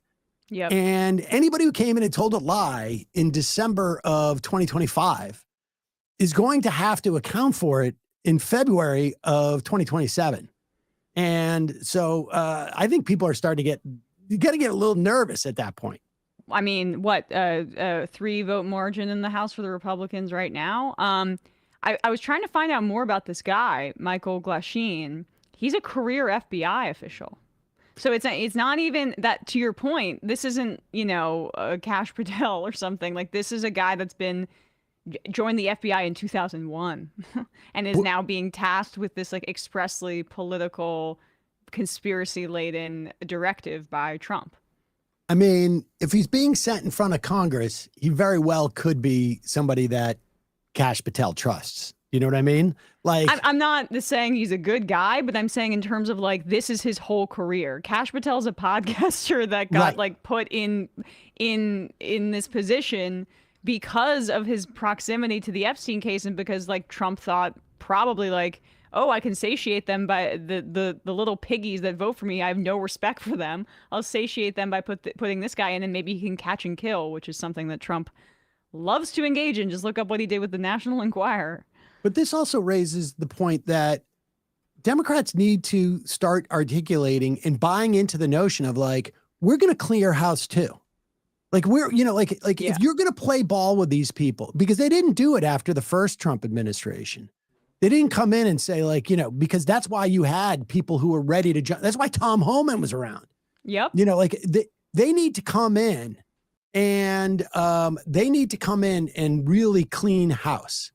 And it's not easy to do. I mean, you've got to replace tens of thousands of people, and Heritage already had like a whole bank of resumes to fill these slots. Not necessarily this guy, but I'm saying like these people who have shown that they're willing to abide by this type of stuff need to be shown the door, and it need to be articulated that they will be. Sam, now, don't worry. Neera Tanden and Larry Summers are working on Project 2029 as we speak. All the stakeholders are being consulted. My new friend, Neera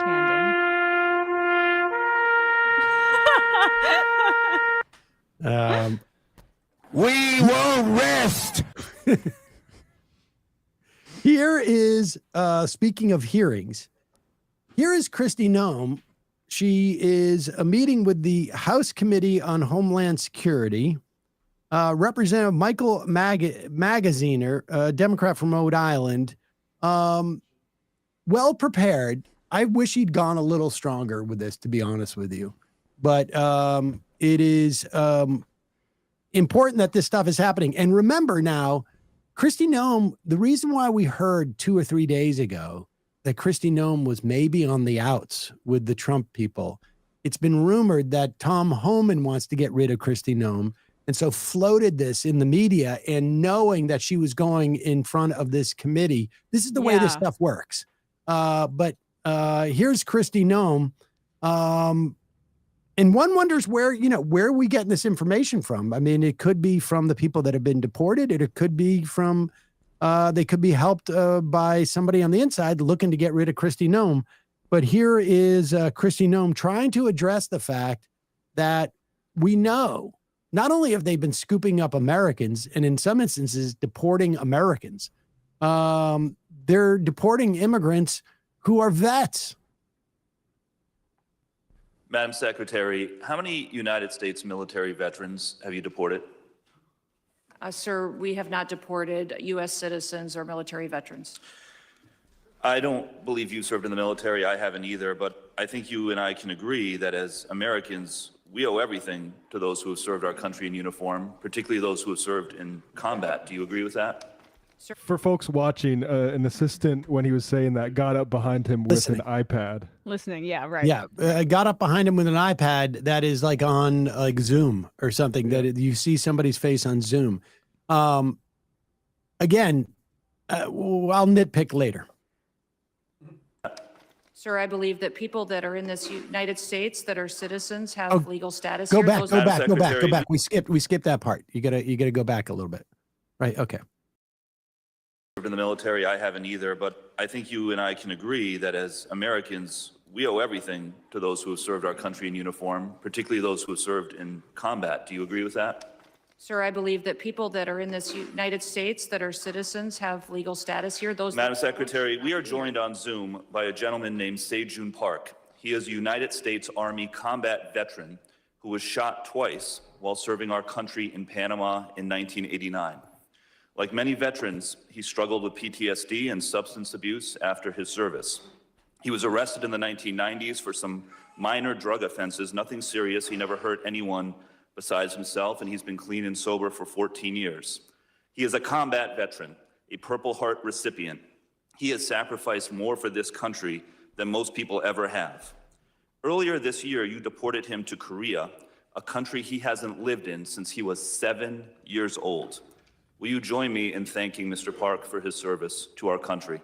Sir, I'm grateful for every single person that has served our country and follows our And laws. can you please tell and knows Mr. that our Park laws why are you important deported and him? Every one of them needs to be enforced. But you understand that many veterans struggle with PTSD, many veterans struggle with substance abuse challenges.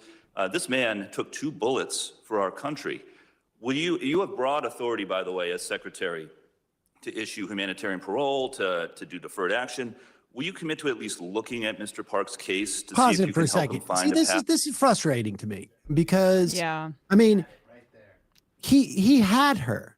Yep. You just told me 30 seconds ago that you didn't deport any military veterans, yet here is a military veteran who is, what is it? I don't know, 8,000 miles away from us, been deported. How did that happen?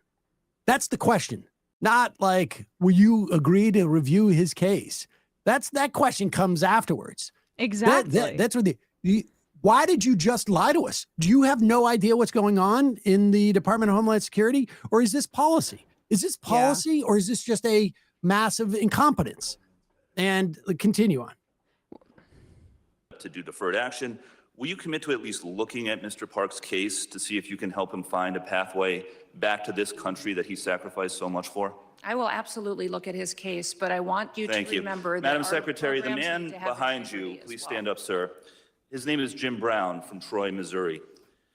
He is a Navy combat veteran who served our country in the Gulf War. He's married to a woman named Donna, who came to our country legally from Ireland when she was 11 years old. She has lived here for 48 years.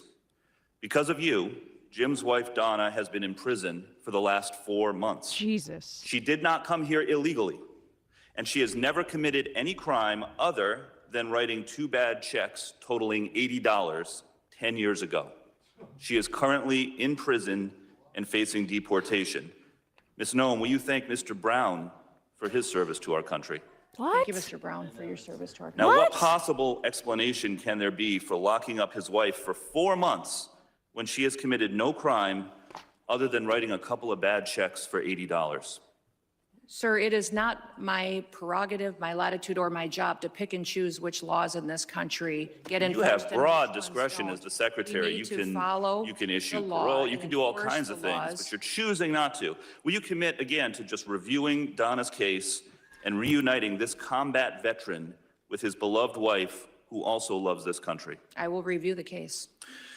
This is so frustrating. It is frustrating because, I mean, kudos to the guy for finding these people and for bringing them here. I mean, it was done in dramatic fashion. But the question isn't, what will you commit to blah, blah, blah. The question is, how is American public safer now that this woman who has been in this country and came to this country legally, this woman who wrote 2 checks that bounced 10 years ago, how is the country safer?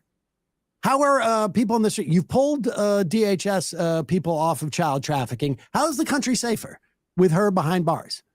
He took his very limited time to do the flag waving patriotism thing when he could have used that minute to literally say, we have just caught you in a lie.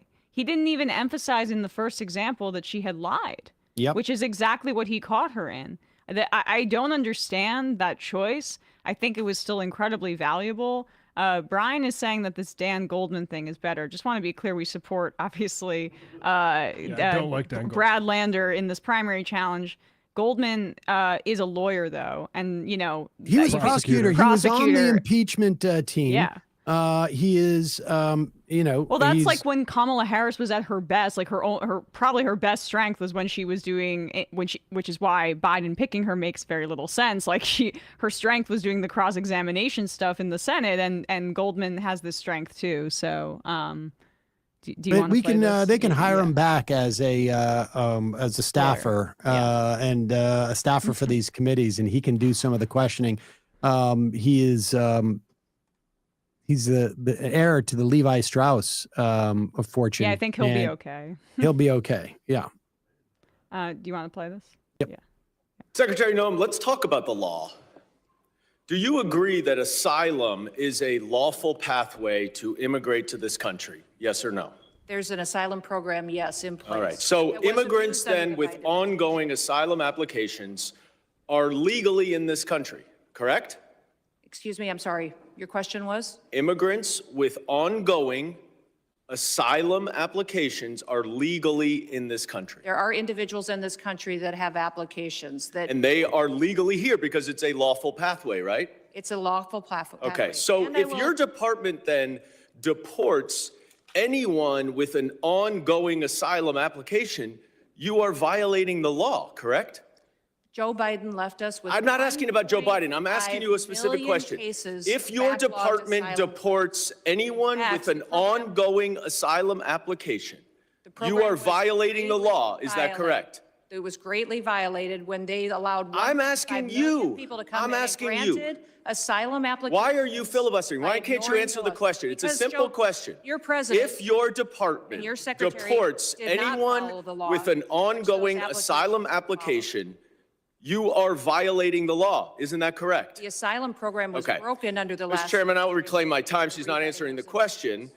But the obvious answer is that, yes, if you follow a lawful pathway, asylum is a lawful pathway. If you have an open asylum case, you are here lawfully. But the problem that we are seeing around the country is that you are not following the law.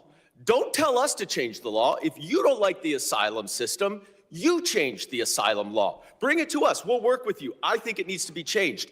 But you can't just decide that you're not going to follow the law, and asylum is a law, and deport people who have ongoing applications. Unfortunately, that is exactly what's happening. I mean, I will say this, he's a good prosecutor, but the substance of what he's saying here is exactly why he's not somebody you'd want to support coming from an incredibly blue district in Brooklyn and in New York City, because he's just saying this is a procedural problem. Yep. He's saying, I may agree with you that we should lock the door for asylum seekers in this country. Yeah. I agree with you, he says. but you're not following the law in the way that it is. Rather than you are breaking the law, you are not allowing asylum seekers, whether they are running from domestic abuse or running from criminal gangs or running from the Taliban or running from a theocratic regime in Iran where maybe they would come back and get hung. Like, these are the asylum seekers that we have, or they're whatever the reason is. We have these laws. They have worked in this country for ages. And he then has to concede in his mind like that. Well, you may have a good point that things are wrong, but you're not handling it in the right procedure. No side deals. I mean, it's the shit. Like, we played that yesterday. Sam, that you saw what he said. Venezuela thing? Do you want to play it again? I mean, we can. But it's only 30 seconds. It kind of fits into our conversation. Sure, let's play it again, because this is Schumer again. Like, listen. I want your take on this. I probably know it, but it's literally that what he was saying about Iran. Remember, I was texting you before my wedding or whatever. No side deals. Yeah. No side deals. Yes. No side deals to avoid war. Right. Yeah, he's all over the lot. He says he wants diplomacy, but then he bombs. Let's play this. It's unbelievable. This was about Venezuela. Yep. Do you disagree with President Trump's ultimate goal of regime change in Venezuela? Look, the bottom line is President Trump throws out so many different things in so many different ways. You don't even know what the heck he's talking about. You know, obviously, if Maduro would just flee on his own, everyone would like that. But we don't know what the heck he's up to when he talks about that. So it's very, very, you cannot say, I endorse this, I endorse that, when Trump is all over the lot, not very specific, and very worrisome at how far he might escalate. The problem is not what he's doing. It's not organized. It's not organized. Yep. The problem is that he's confusing me, and I don't know what he's doing, and I'm not going to define what my political opponent is doing and why it's harmful when asked about it. I can't tell. Today he's hijacking and becoming a pirate and taking oil ships. Tomorrow it could be fishing ships. He could be. What kind of ship are you going to pirate? That's the problem. We don't know. Where are we going to put these ships? We haven't figured that out yet. I mean, this is the lamest. Like, hey, dude, don't go on TV. Don't go on TV. Like, if you're asked the most basic question, are you in favor of the U.S. engaging in regime change by breaking every single international law that we can find on any given day? That's the question. Well, he's doing it in a haphazard way. Like, I could endorse it, but I don't know which one I'm endorsing. Like, it would involve reading. I'd have to read things. Bring me a briefing book. I can't be bothered with this. Jake, I've got to capitulate on 5 other things. I don't have time. I don't have time for this. The thing about Chuck Schumer is he is pro-war and pro-regime change. Like, he literally... He said Maduro if he flees on his own. Way. He said that Israel needs to have elections to get Netanyahu out before then later meeting with Netanyahu when he came here. Like, he's the one who's all over the map. Yeah. Listen, all I'm saying is you've got your turkey, your peas, and your mashed potatoes. Do you want to mix them all up? Or do you just okay, bite of my turkey, then a bite of my peas, then a bite of my mashed potatoes? That's what I'm saying. Yep. We're gonna run on that. And just wanna. I said this yesterday, but I want the hopefully free advice if anybody who works on Brad Lander's campaign is listening. This quote to the New York Daily News, where Lander told the Daily News about his disagreements with Goldman on Gaza, it's secondary to what he sees as Goldman's lackluster opposition to Trump. Quote, on Gaza, we have some disagreements, but the core rationale is because it's time for fighters, not folders. Dan Goldman is not going to, those clips, his whole thing is the prosecuting Trump thing, right? Like, that's actually his biggest strength. And the only core brand proposition he has. Right. I mean, and what he says about asylum later on, we have, I think, accurate critiques of it, and we do this for a living, so we can assess that is, his politics aren't good. But from a campaign strategy point, I really hope Lander reconsiders that, because Goldman's whole brand is I'm the guy that helped prosecute Trump, and I don't, and even clips like that make Goldman look good. So I think that Lander needs to reconsider that tactic. It is so dumb, frankly, because it literally is like what he's fighting for is the problem. Like going after Goldman because he represents interests that are not going to corporate interests is really the only sort of like move for Lander, it seems to me. Like, what are you fighting for? I mean, I can understand like why he's like hesitant to highlight Gaza, because he's already known for his critique of Israel, and I suspect to the extent that, like, from their perspective, and I think it's weak, but from a campaign perspective, just I'm going to fight harder than him. Like what? Like, what are you going to fight for? What are you going to fight for that's different? What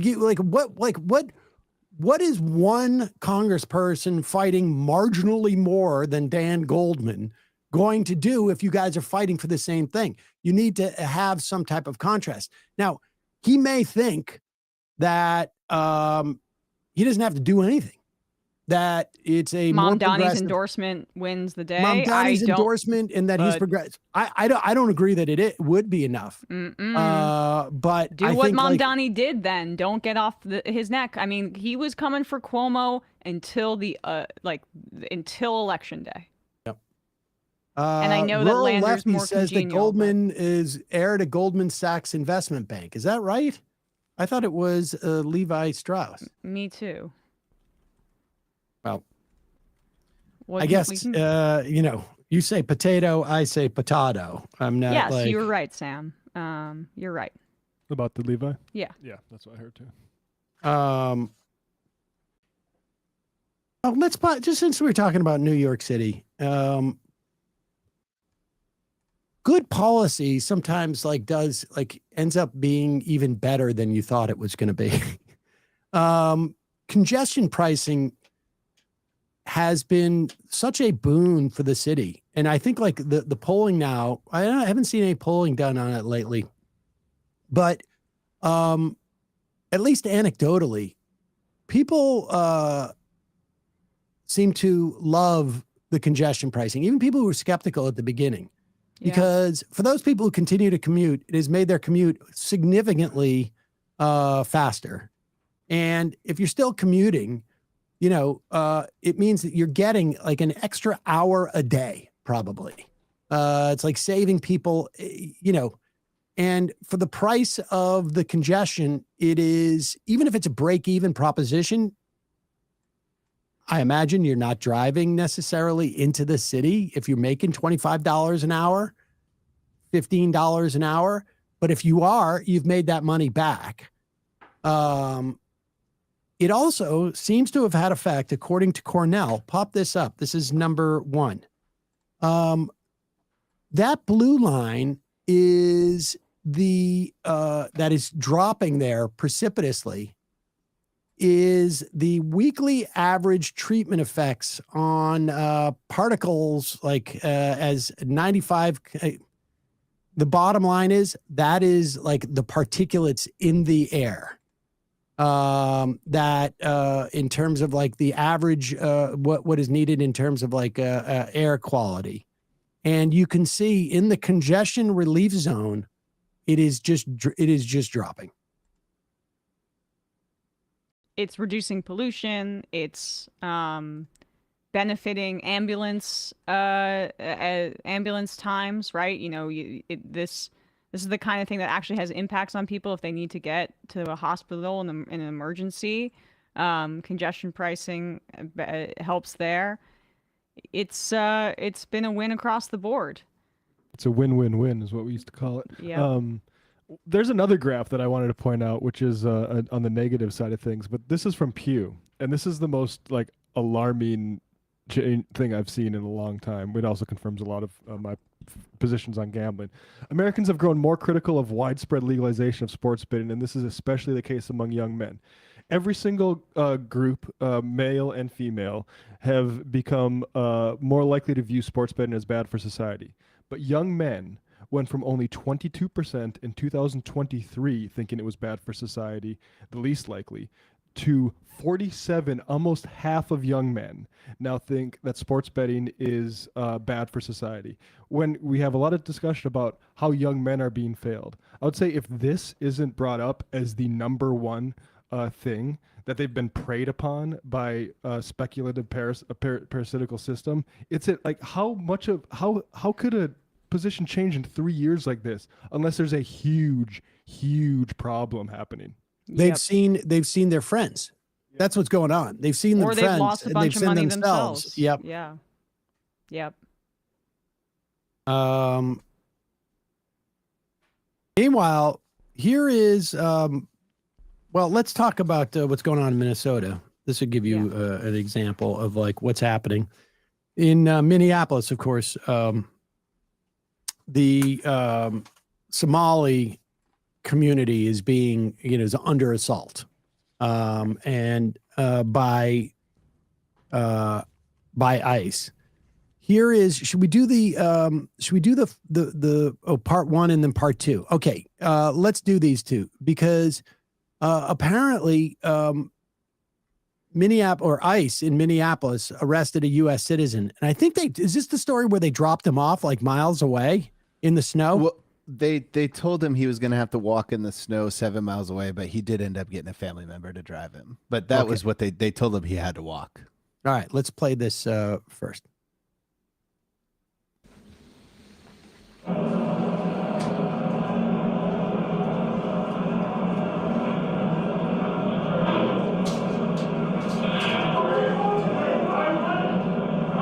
This is the time where he's initially apprehended, and he's saying, I'm a citizen. They wouldn't look at his, I guess he had digital ID. They wouldn't look at it.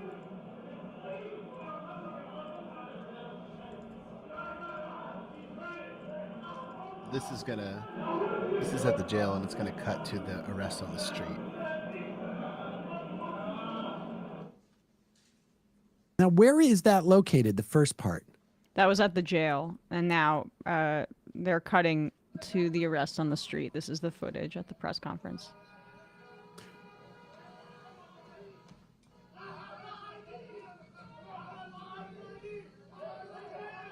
He's screaming, he has an ID, I have an ID. Yeah. I don't think that was the jail afterwards because there were people came in blowing whistles at the end of that clip that we cut off from. So I think that was just some area where there happened to be bars. I don't think that was a jail. Oh, okay. I think this happens after that moment in that room, and they're.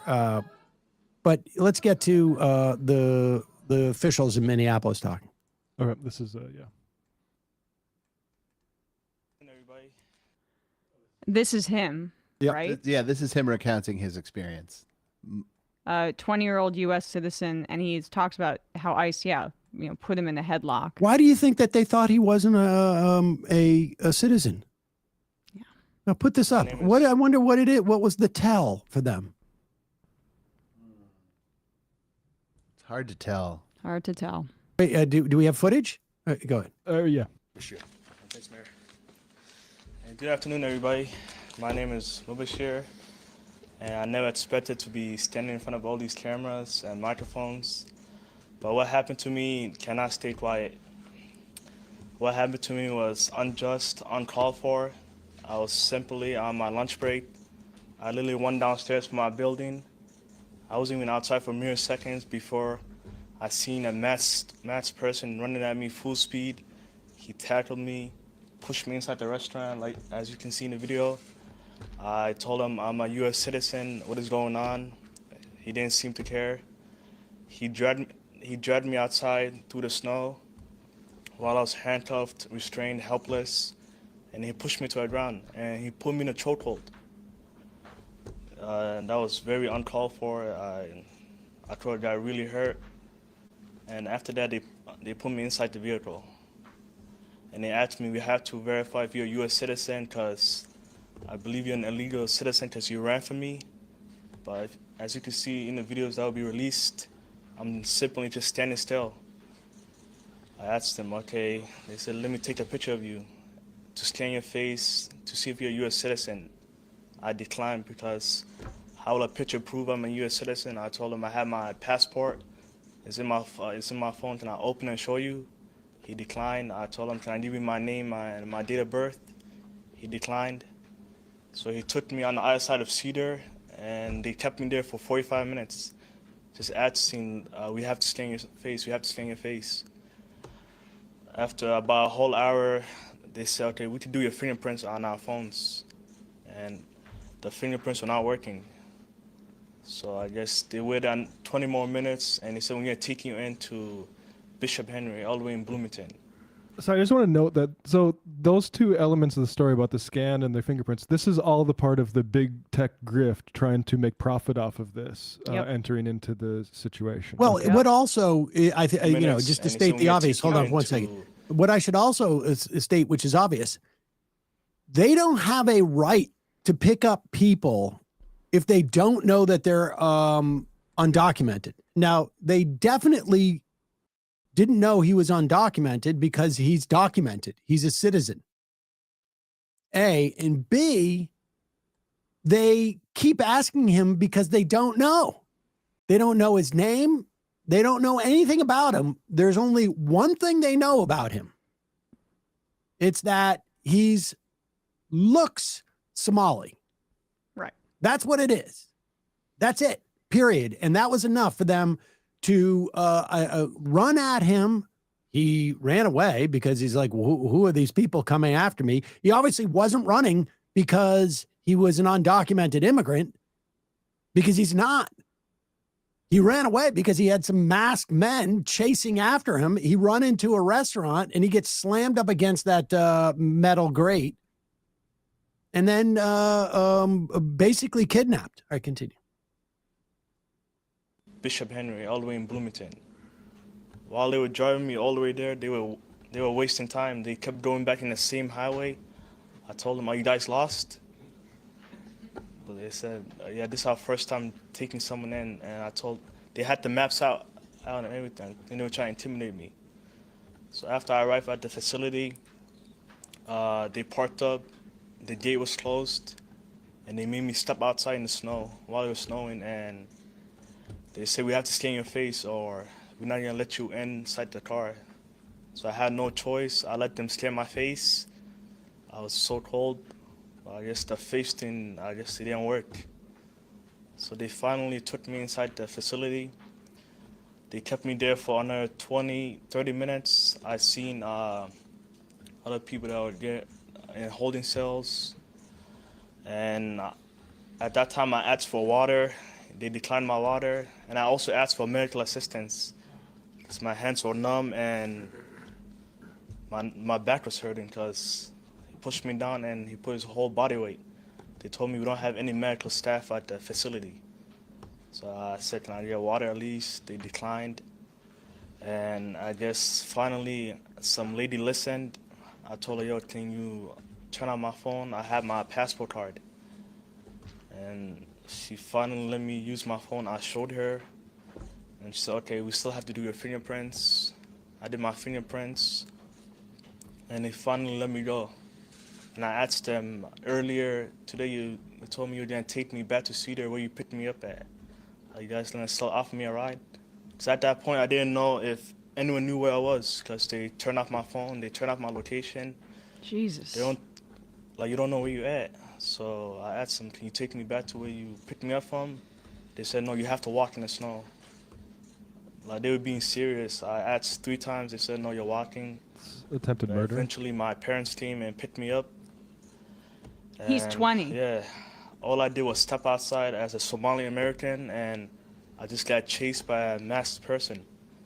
The agent didn't, at one point, he didn't identify himself. He didn't say, ICE, stop. Like, I felt like I was getting assaulted. I was getting kidnapped, and that's exactly what it was. And the way they were treating me, it was inhumane. They dragged me across the road. They slammed me to the ground, choked me. That was uncalled for. There's also more videos of someone came out. They had a copy of my passport. And I told the agent, he has my passport copy. And he said, we don't care, we're still taking you in. And they kept me for 2 hours. And if this is what's happening to a U.S. American citizen on camera, yep. Imagine what could happen to your loved ones when there's no one around to witness what they're doing. But thankfully, my incident was caught on cameras. It was posted all over social media. This shouldn't be happening to anyone. It hasn't been above 50 degrees in Minnesota since Thanksgiving. These are Nazis. Yeah, absolutely. 100%. I mean, who signed Klansmen, up for this? American. Klansmen, yeah. I mean, who signed up for ICE with this recruitment drive? Klan babies. That's all those men are. The Proud Boys or whatever. It's just like Trump said, remember he said stand back and stand by? This is what they were standing by for. Now they can have legitimized jobs as the Gestapo I mean, the way that they were enjoying it. Walk home, just tell him to walk home. It is 20 degrees outside. That is attempted murder. And like in terms of immigrant populations, the Somali American community is one of like the highest rates of citizenship. There's around 80,000 Somalis in Minnesota, and a majority are U.S. citizens, around 87%, meaning this targeting of Somali Americans as Trump engages in this incredibly racist, disgusting, like Klansman rhetoric about it, calling Somalia, dirty, filthy, disgusting. The way he talks about Ilhan Omar, I mean, good for her. She keeps a smile on her face, and she's been used to these kinds of death threats. But damn, she triggers the hell out of him. Speaking about her turban in this way, like there is just a really this is just about white supremacy, and like it's not about citizenship. If you want to target a community based on citizenship, Somalis in Minnesota would be the last place you would go, but that's not what this is. It's about demographic. It makes for good it makes for good video to show. I mean, this is what Trump this is his go-to, right? Like when in Trump 1.0, whenever he had a dip in the polls, he was a one-trick pony, and he would immediately go to attacking black people and black women in particular, but just in general. I mean, that's what he would do. And I also just want to say, I know it's not a turban, that's what Trump called it or whatever, but it's a hijab. I just want to make that clear. But it's also a twofer. His anti-blackness goes back to his days as not refusing to rent to black people, to his insistence that the Central Park Five be executed and refusing to change his viewpoint on that. Even when they were exonerated, he still stands by it. The birtherism about Donald Trump. And remember his anti-Muslim hatred. Like, what's just amazing about how the Democrats just allowed him to take on, like, reflexively this mantle that maybe he'd be better about Gaza than them, is that he's a anti-Muslim bigot. Like, that was what kicked off his first administration, which was the Muslim ban. And so, like, the targeting of Somalis is a twofer. I was listening to the head of CARE on Democracy Now! Speaking about this, that, like, it's demonizing Muslim people is also helpful right now for both the Zionist cause and some Hindu nationalists in this country that really enjoy that. And on Twitter, posing as Americans. Right. And and a so, huge part of online is the Hindu, the Indian, racists. Right. So my point is just like that support to the Somali American community in this country right now that is at the intersection of so many different bigotries that the administration is trying to cement in policy. And it really does seem like the folks in Minnesota though are going right at the ice people. Like I saw a clip. I didn't put it in the stack, but of a guy mocking the ice guys because he's like, "Hey, what's going on, short stack?" And the guy got very upset that he was called short, which I thought I really appreciated that. The Somali American memes about how Minnesota was promised to us 3,000 years ago. Well, I don't think this is coming from. I don't think it was a Somali American who was saying this. I mean, it was just another member of the Minneapolis Minnesota community, and it's but good. It's been mock them in it's every been, way. And I want to say, like, I'm not. I don't want to be, the tallest or shortest or whatever, but. It's important. It's important. Like, it's important to mock them in whatever way you feel will make them feel bad in that moment. So, because, some people feel self-conscious because they're, they're too heavy or they're too skinny, or somebody feels too self-conscious because they're too tall. And, maybe they were mocked at in elementary school because they were the tallest one there and they look like a geek, with all due respect, Matt. Or maybe they were mocked or they were mocked as short. The point is, you mock these people in a way that you feel will hurt them the most. These ice people, they deserve it. And I think it's important that, like, you suspend, what you would normally do with normal people and realize these people are, they're the lowest of the low, these ICE officers, and you should treat them accordingly.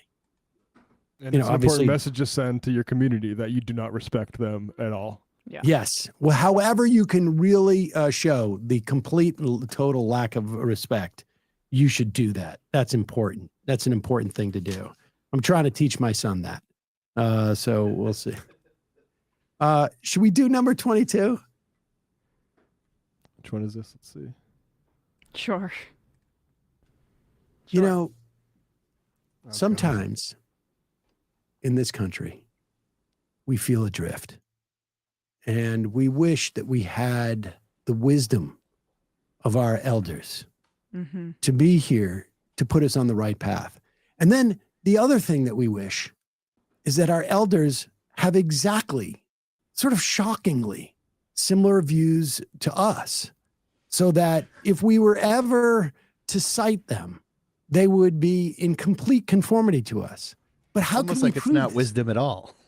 How could we prove this? How can we prove this?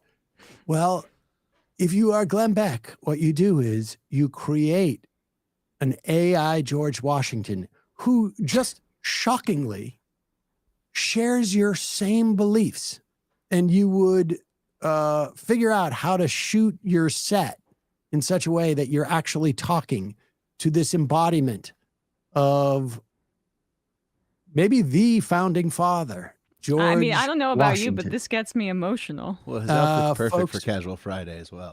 And here is Glenn Beck talking to an AI-generated George Washington that they managed to have them both on set. George Washington made the interesting choice of just wearing a T-shirt. Yeah. Because like one of the things to be is here in Mexico. I want to dress for the weather, and also we just didn't have the opportunity to dress so casually.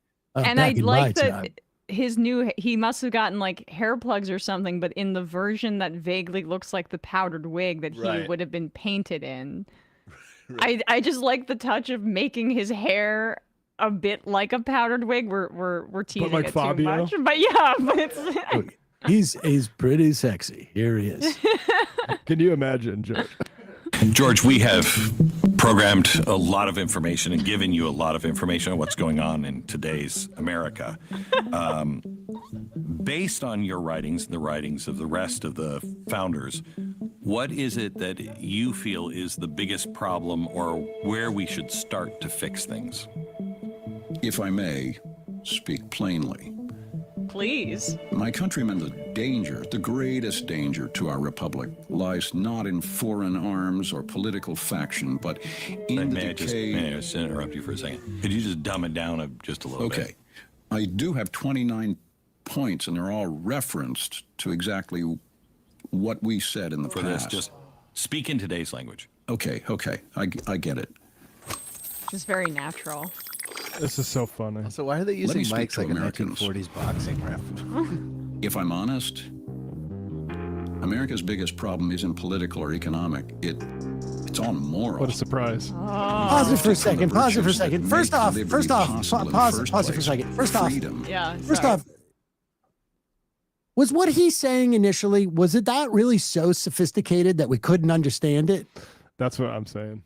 I mean, it was Glenn like knows who he's talking I was about to Right. say that he knows his audience. George, talk to my audience as if they're like have the mental capacity of like a 7-year-old, but not a president. 7-year-old with yes. Talk to my people like they're really, really dumb. And I want to say, listen, I years ago went to the Glenn Beck 9/12 rally and came across a lot of people who were Glenn Beck, well, obviously Glenn Beck fans. My favorite was the woman who said, I want us to follow the Constitution more, and Barack Obama's not doing that. And she said, and I want there to be more religion in government. And I said, well, what if, but the Constitution doesn't promote religion in government. It actually says the opposite. And she said, well, to be honest, I'm taking a course in the Constitution in a month. And so I can't really speak to it too much right now. And I said, well, what if you find out that the Constitution says that we shouldn't have religion in our government? She goes, well, I'll deal with that then. Now, of course, to be fair, I'm sure the course she's taking is provided by Glenn Beck, and she would learn that, yeah, of course, this is a country that should be religious. But it was interesting. It was an interesting experience. I'd just like to point out two things. People's published writings is not really a great view into their morality. These are performances for political purposes. And also, what George Washington writings? Right. Like he's not known as a writer. He Right. has like some letters about like, yeah, I have my eye on some land in Ohio. Of all the founding fathers, like the least associated with like intellectualism. he was in a any war way. leader. He was the And he was tallest still guy in the considered country, too and so they were like, "You're president." Yeah. All right, continue. Let's see where he goes with this. He was out of central casting. Look at this guy. Hey, he's like 5'8". Let me speak to Americans. If I'm honest, America's biggest problem isn't political or economic. Oh, hell yeah. It's all moral. We've drifted from the virtues that make liberty possible in the first place. Freedom. To be free, you have to have discipline. You have to have faith. You have to have character. Wait, I'm sorry. And- Why did he just show a Selma civil rights protest? Does he have any recollection about This is an the AI updated George Washington. George Washington owned slaves. Oh, Yeah, I didn't. Wait a so? second. Hold on, Glenn. Did you? That was a long time ago. Wheel, Did that you loading guys- wheel goes over his head. As he talks about morality. Did you guys free the slaves? Okay, well, let's get back to there are economic problems then. Yeah, I want to yeah. revisit that. I didn't realize. Yes, we do have economic problems. Now we're having to pay for our labor. Are you serious? Why would you have done that? If I thought Oh. AI was anything more than like a chatbot that you could convince yourself as a personality, I would be interested in an AI George Washington being forced to watch a documentary about the civil rights movement. This was a big mistake. I'm bamboozled. Glenn, We've lost the did you- values. Yes, I'm sorry. Are you suggesting that black people are people? What? I don't understand what you're saying here. Where are their owners I'm at? confused. That is our. You guys are okay. wrong. He'd be way more freaked out about the cars in the video. Why What is does Glenn Beck going ask him on? about Barack Obama? To be free, you have to have discipline. You have to have faith. You have to have character. And if you don't have any of those things, laws, Laws can't stop anything, and they mean little. Government turns either weak or oppressive. Pause it for a second. Did they just play footage of a black guy looting a place after he says to be free? He's like complaining that they freed the slaves. Yeah. Is that what he's saying? Then maybe the AI This is is what happens accurate. when you free the black people. It's a huge mistake. It's double coded. All right. Incidentally, when George Washington was here, all those people that he showed crossing over that fence, they own that property. Yeah. Go ahead.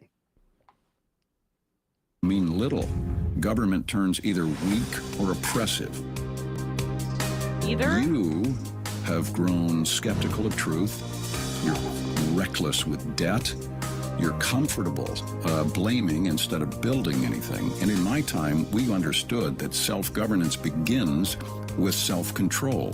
Do you even recognize what self-control is? Wow, he's so condescending, Public too. virtue matters more than public opinion.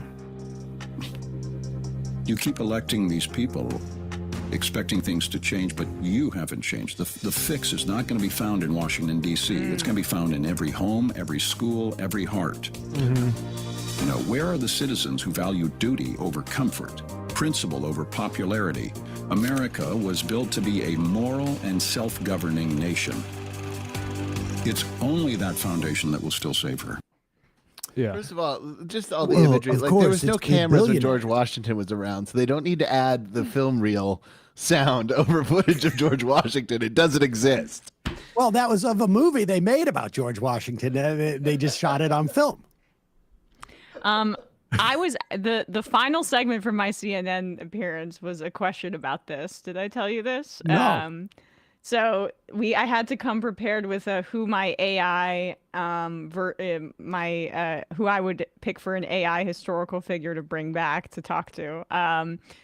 You want to guess what the two Republicans, Scott Jennings and the other guy, Tim, I forget his last name, on the panel said, and you're probably going to be able to guess really quickly. Adolf Hitler.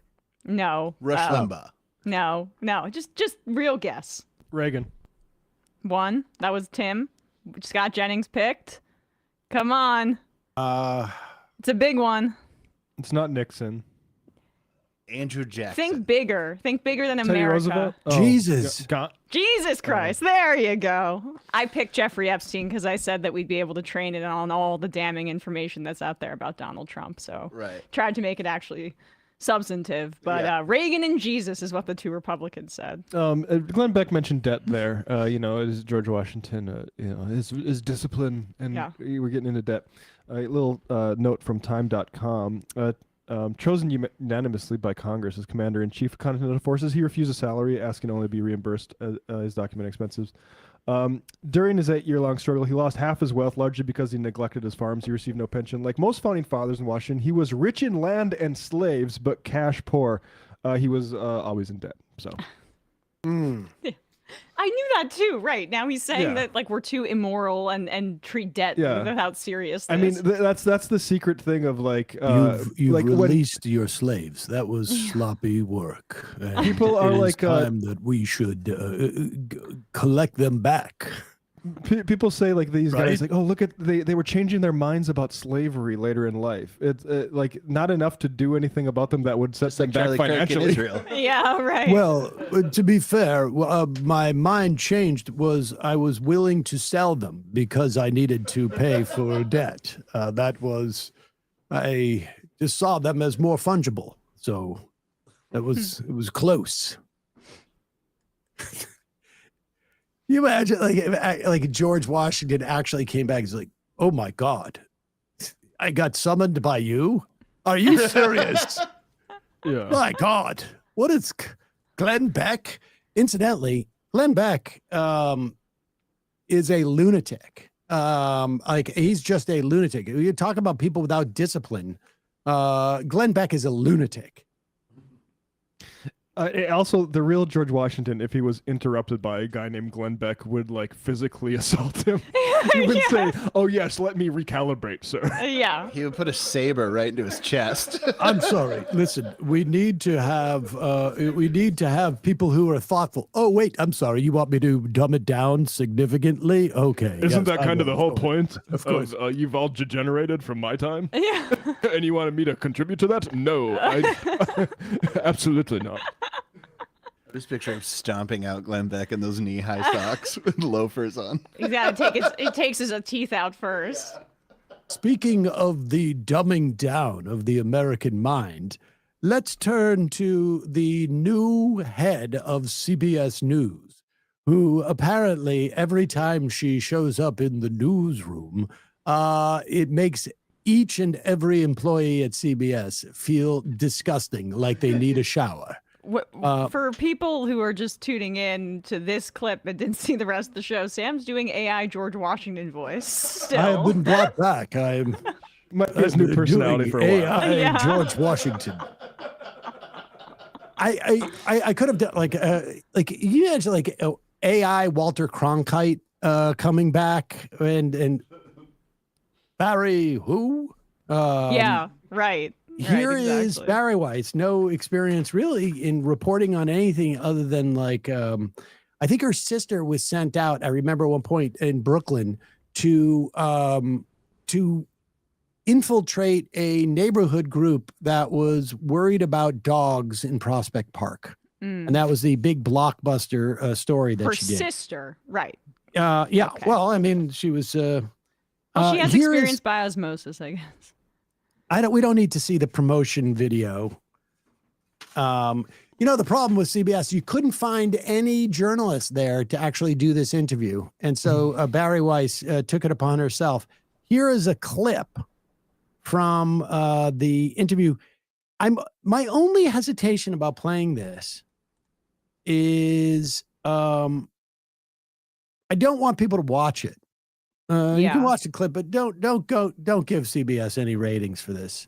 Don't worry. Candace Owens' clips are doing about 20 times the views that CBS News are on this exact same topic. So that's a conservative estimate. It's like 50,000 versus like 5 million. Now, I'm wondering which Barry one just we should hyping play. it up. Well, no, I don't want to play that one. Okay. Let's play either 18 or 19. The question is which one should go first.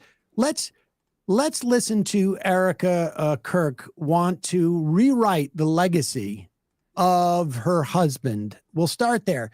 And then we'll play the clip where she bemoans the fact that people try and mutate reality.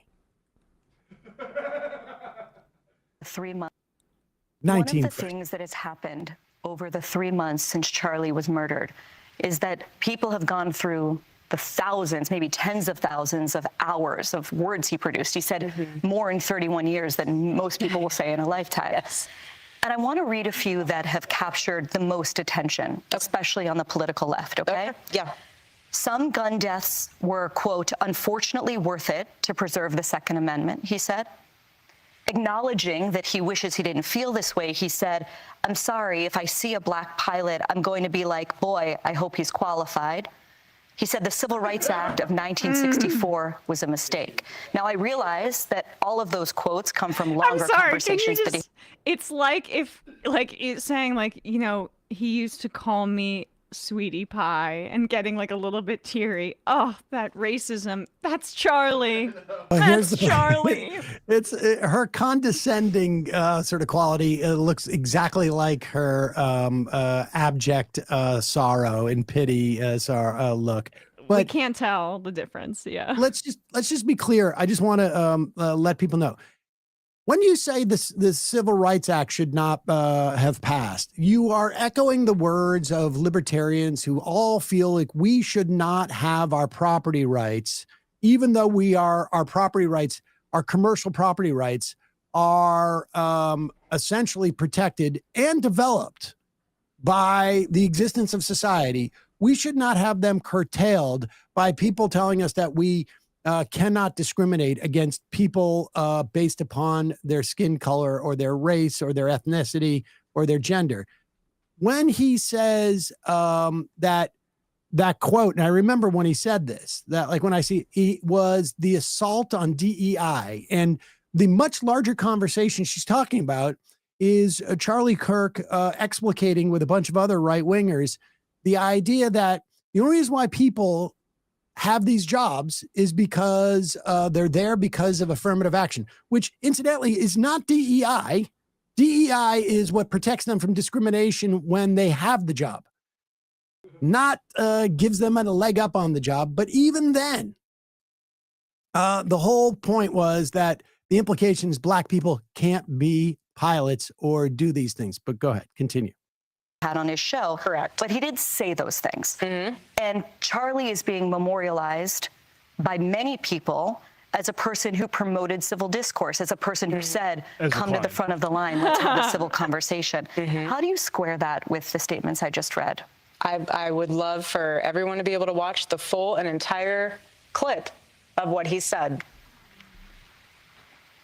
Charlie didn't care what skin color you were. He didn't care what religion you were. If you're a pilot. I'm sorry. I just want to rattle a one off or two. Happening all the time in urban America. Prowling blacks go around for fun to target white people. That's a fact. It's happening more and more. Said in May 2023. January 2024. If I'm dealing with someone in customer service who's a moronic black woman, I wonder if she's there because of her excellence or because is she there because of affirmative action? When blacks in America did not have the same rights they had today, they were less murderous. There was less. If I see a black pilot, I'm going to be like, boy, I hope he's qualified. Okay. Or if you were gay, they would throw you off towers in Palestine. Too bad they don't have towers anymore. Or whatever he said. I would love to hear the rest of that conversation where he also says that about Hispanics. Yeah, let's see. Well, Erica might have a response here. Oh, she has a substantive response to it. Okay, she is. Okay.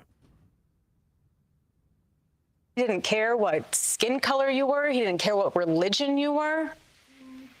He loved excellence.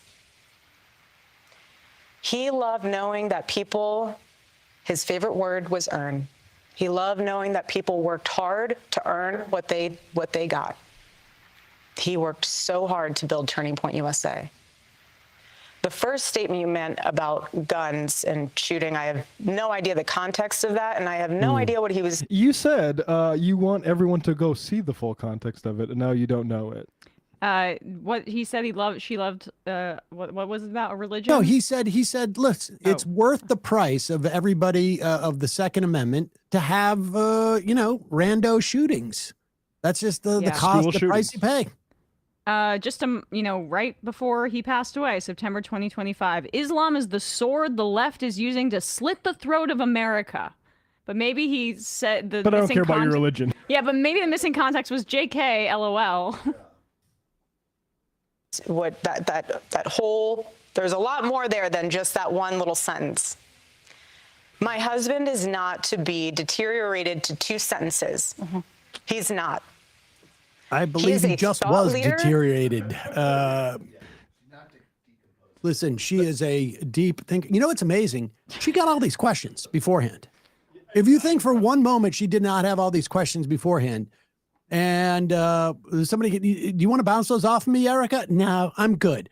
Deteriorated. We're going with deteriorated. He should not be deteriorated to those two questions. The hateful things he said. Yes. Reduced, she meant. And the thing is like nobody has the contrary examples of, oh, here's the good thoughts that Charlie Kirk left with us. Yeah. There's not an example. And he was brilliant of a man.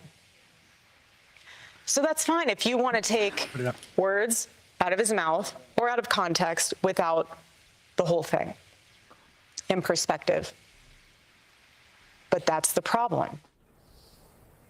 CBS News. Wow. That's the problem. And wait. Okay. Let's go.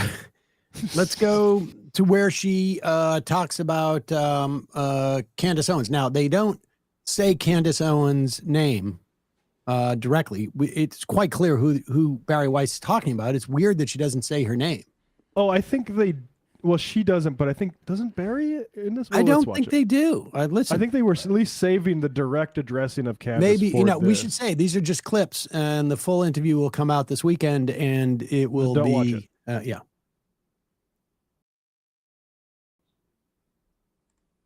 The podcaster Candace Owens, okay? Oh, At she one does say it again. time, a friend of Charlie's. Yeah, so what that was is there was rumor going around that they were not going to explicitly address Candace I on see. Fox News, which is weird. Like Well, we're she- saving it for Barry. She didn't, right? Because we played that clip where she was talking around it, and it seemed more like cowardice. Oh, but okay, it's- that's what I thought. Okay, good. Yeah, They were yeah. saving it for Barry for some reason, which I would also not have done. But anyway. I'm a friend of Charlie's, at one time an employee of Turning Point. She has been one of the main peddlers of these conspiracies, and she is making a huge amount of money on it. She is building her business off of these lies. What do you want to Sound say familiar? to her and the other people that are putting these lies out into the world right now? Stop. That's it. That's all I have to say. Stop. I'm losing it, bro. I No. did. Yeah. Oh. That's it.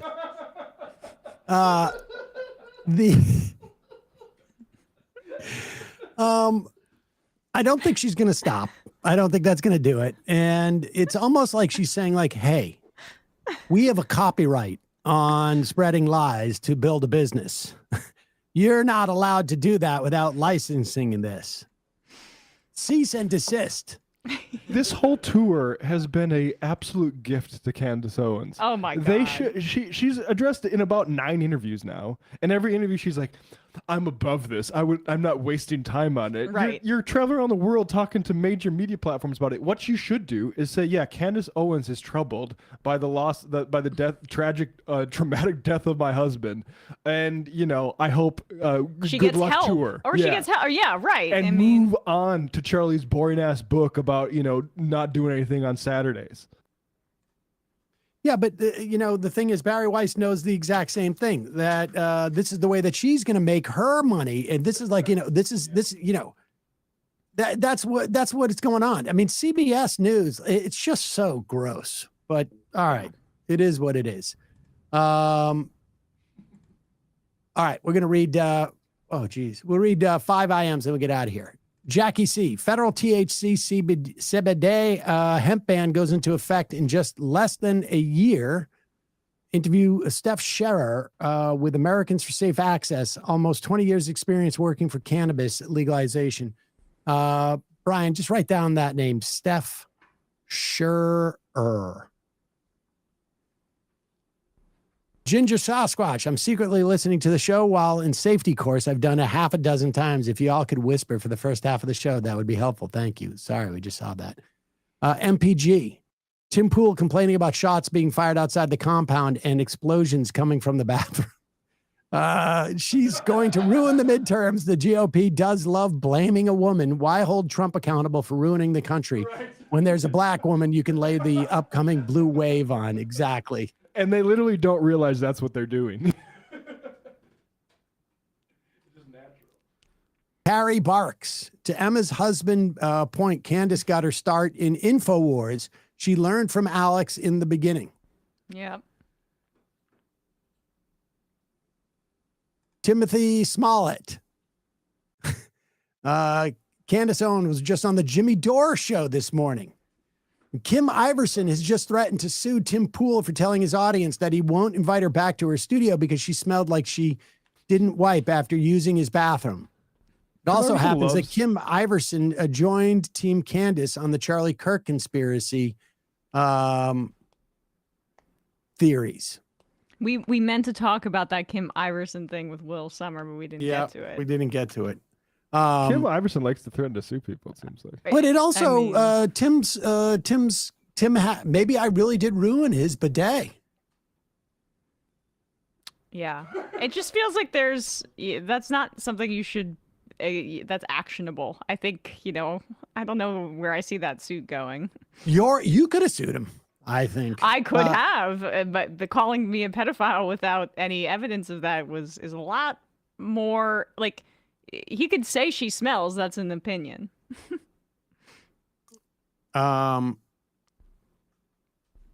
Oregon mailman, shofar, please, for my 41st birthday today. I'll give you that.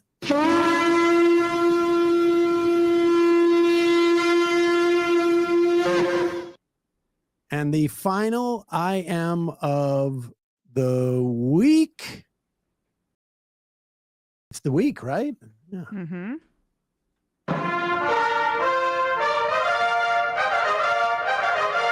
Antifa things, social conservative, fiscal, Cali liberal. Antifa thing reminds me of the gag in the Manchurian Candidate where the McCarthy stand-in keeps changing the number of communists in the government. I mean, that's where Candace Owens is. Like, yeah, I got some secret information from a reliable source that I can't quite share right now, but it's going to come out and your minds are going to be blown. Yeah. Subscribe. Us too. Matt, Brian, Emma, great job this week. Folks, we'll see you on Monday.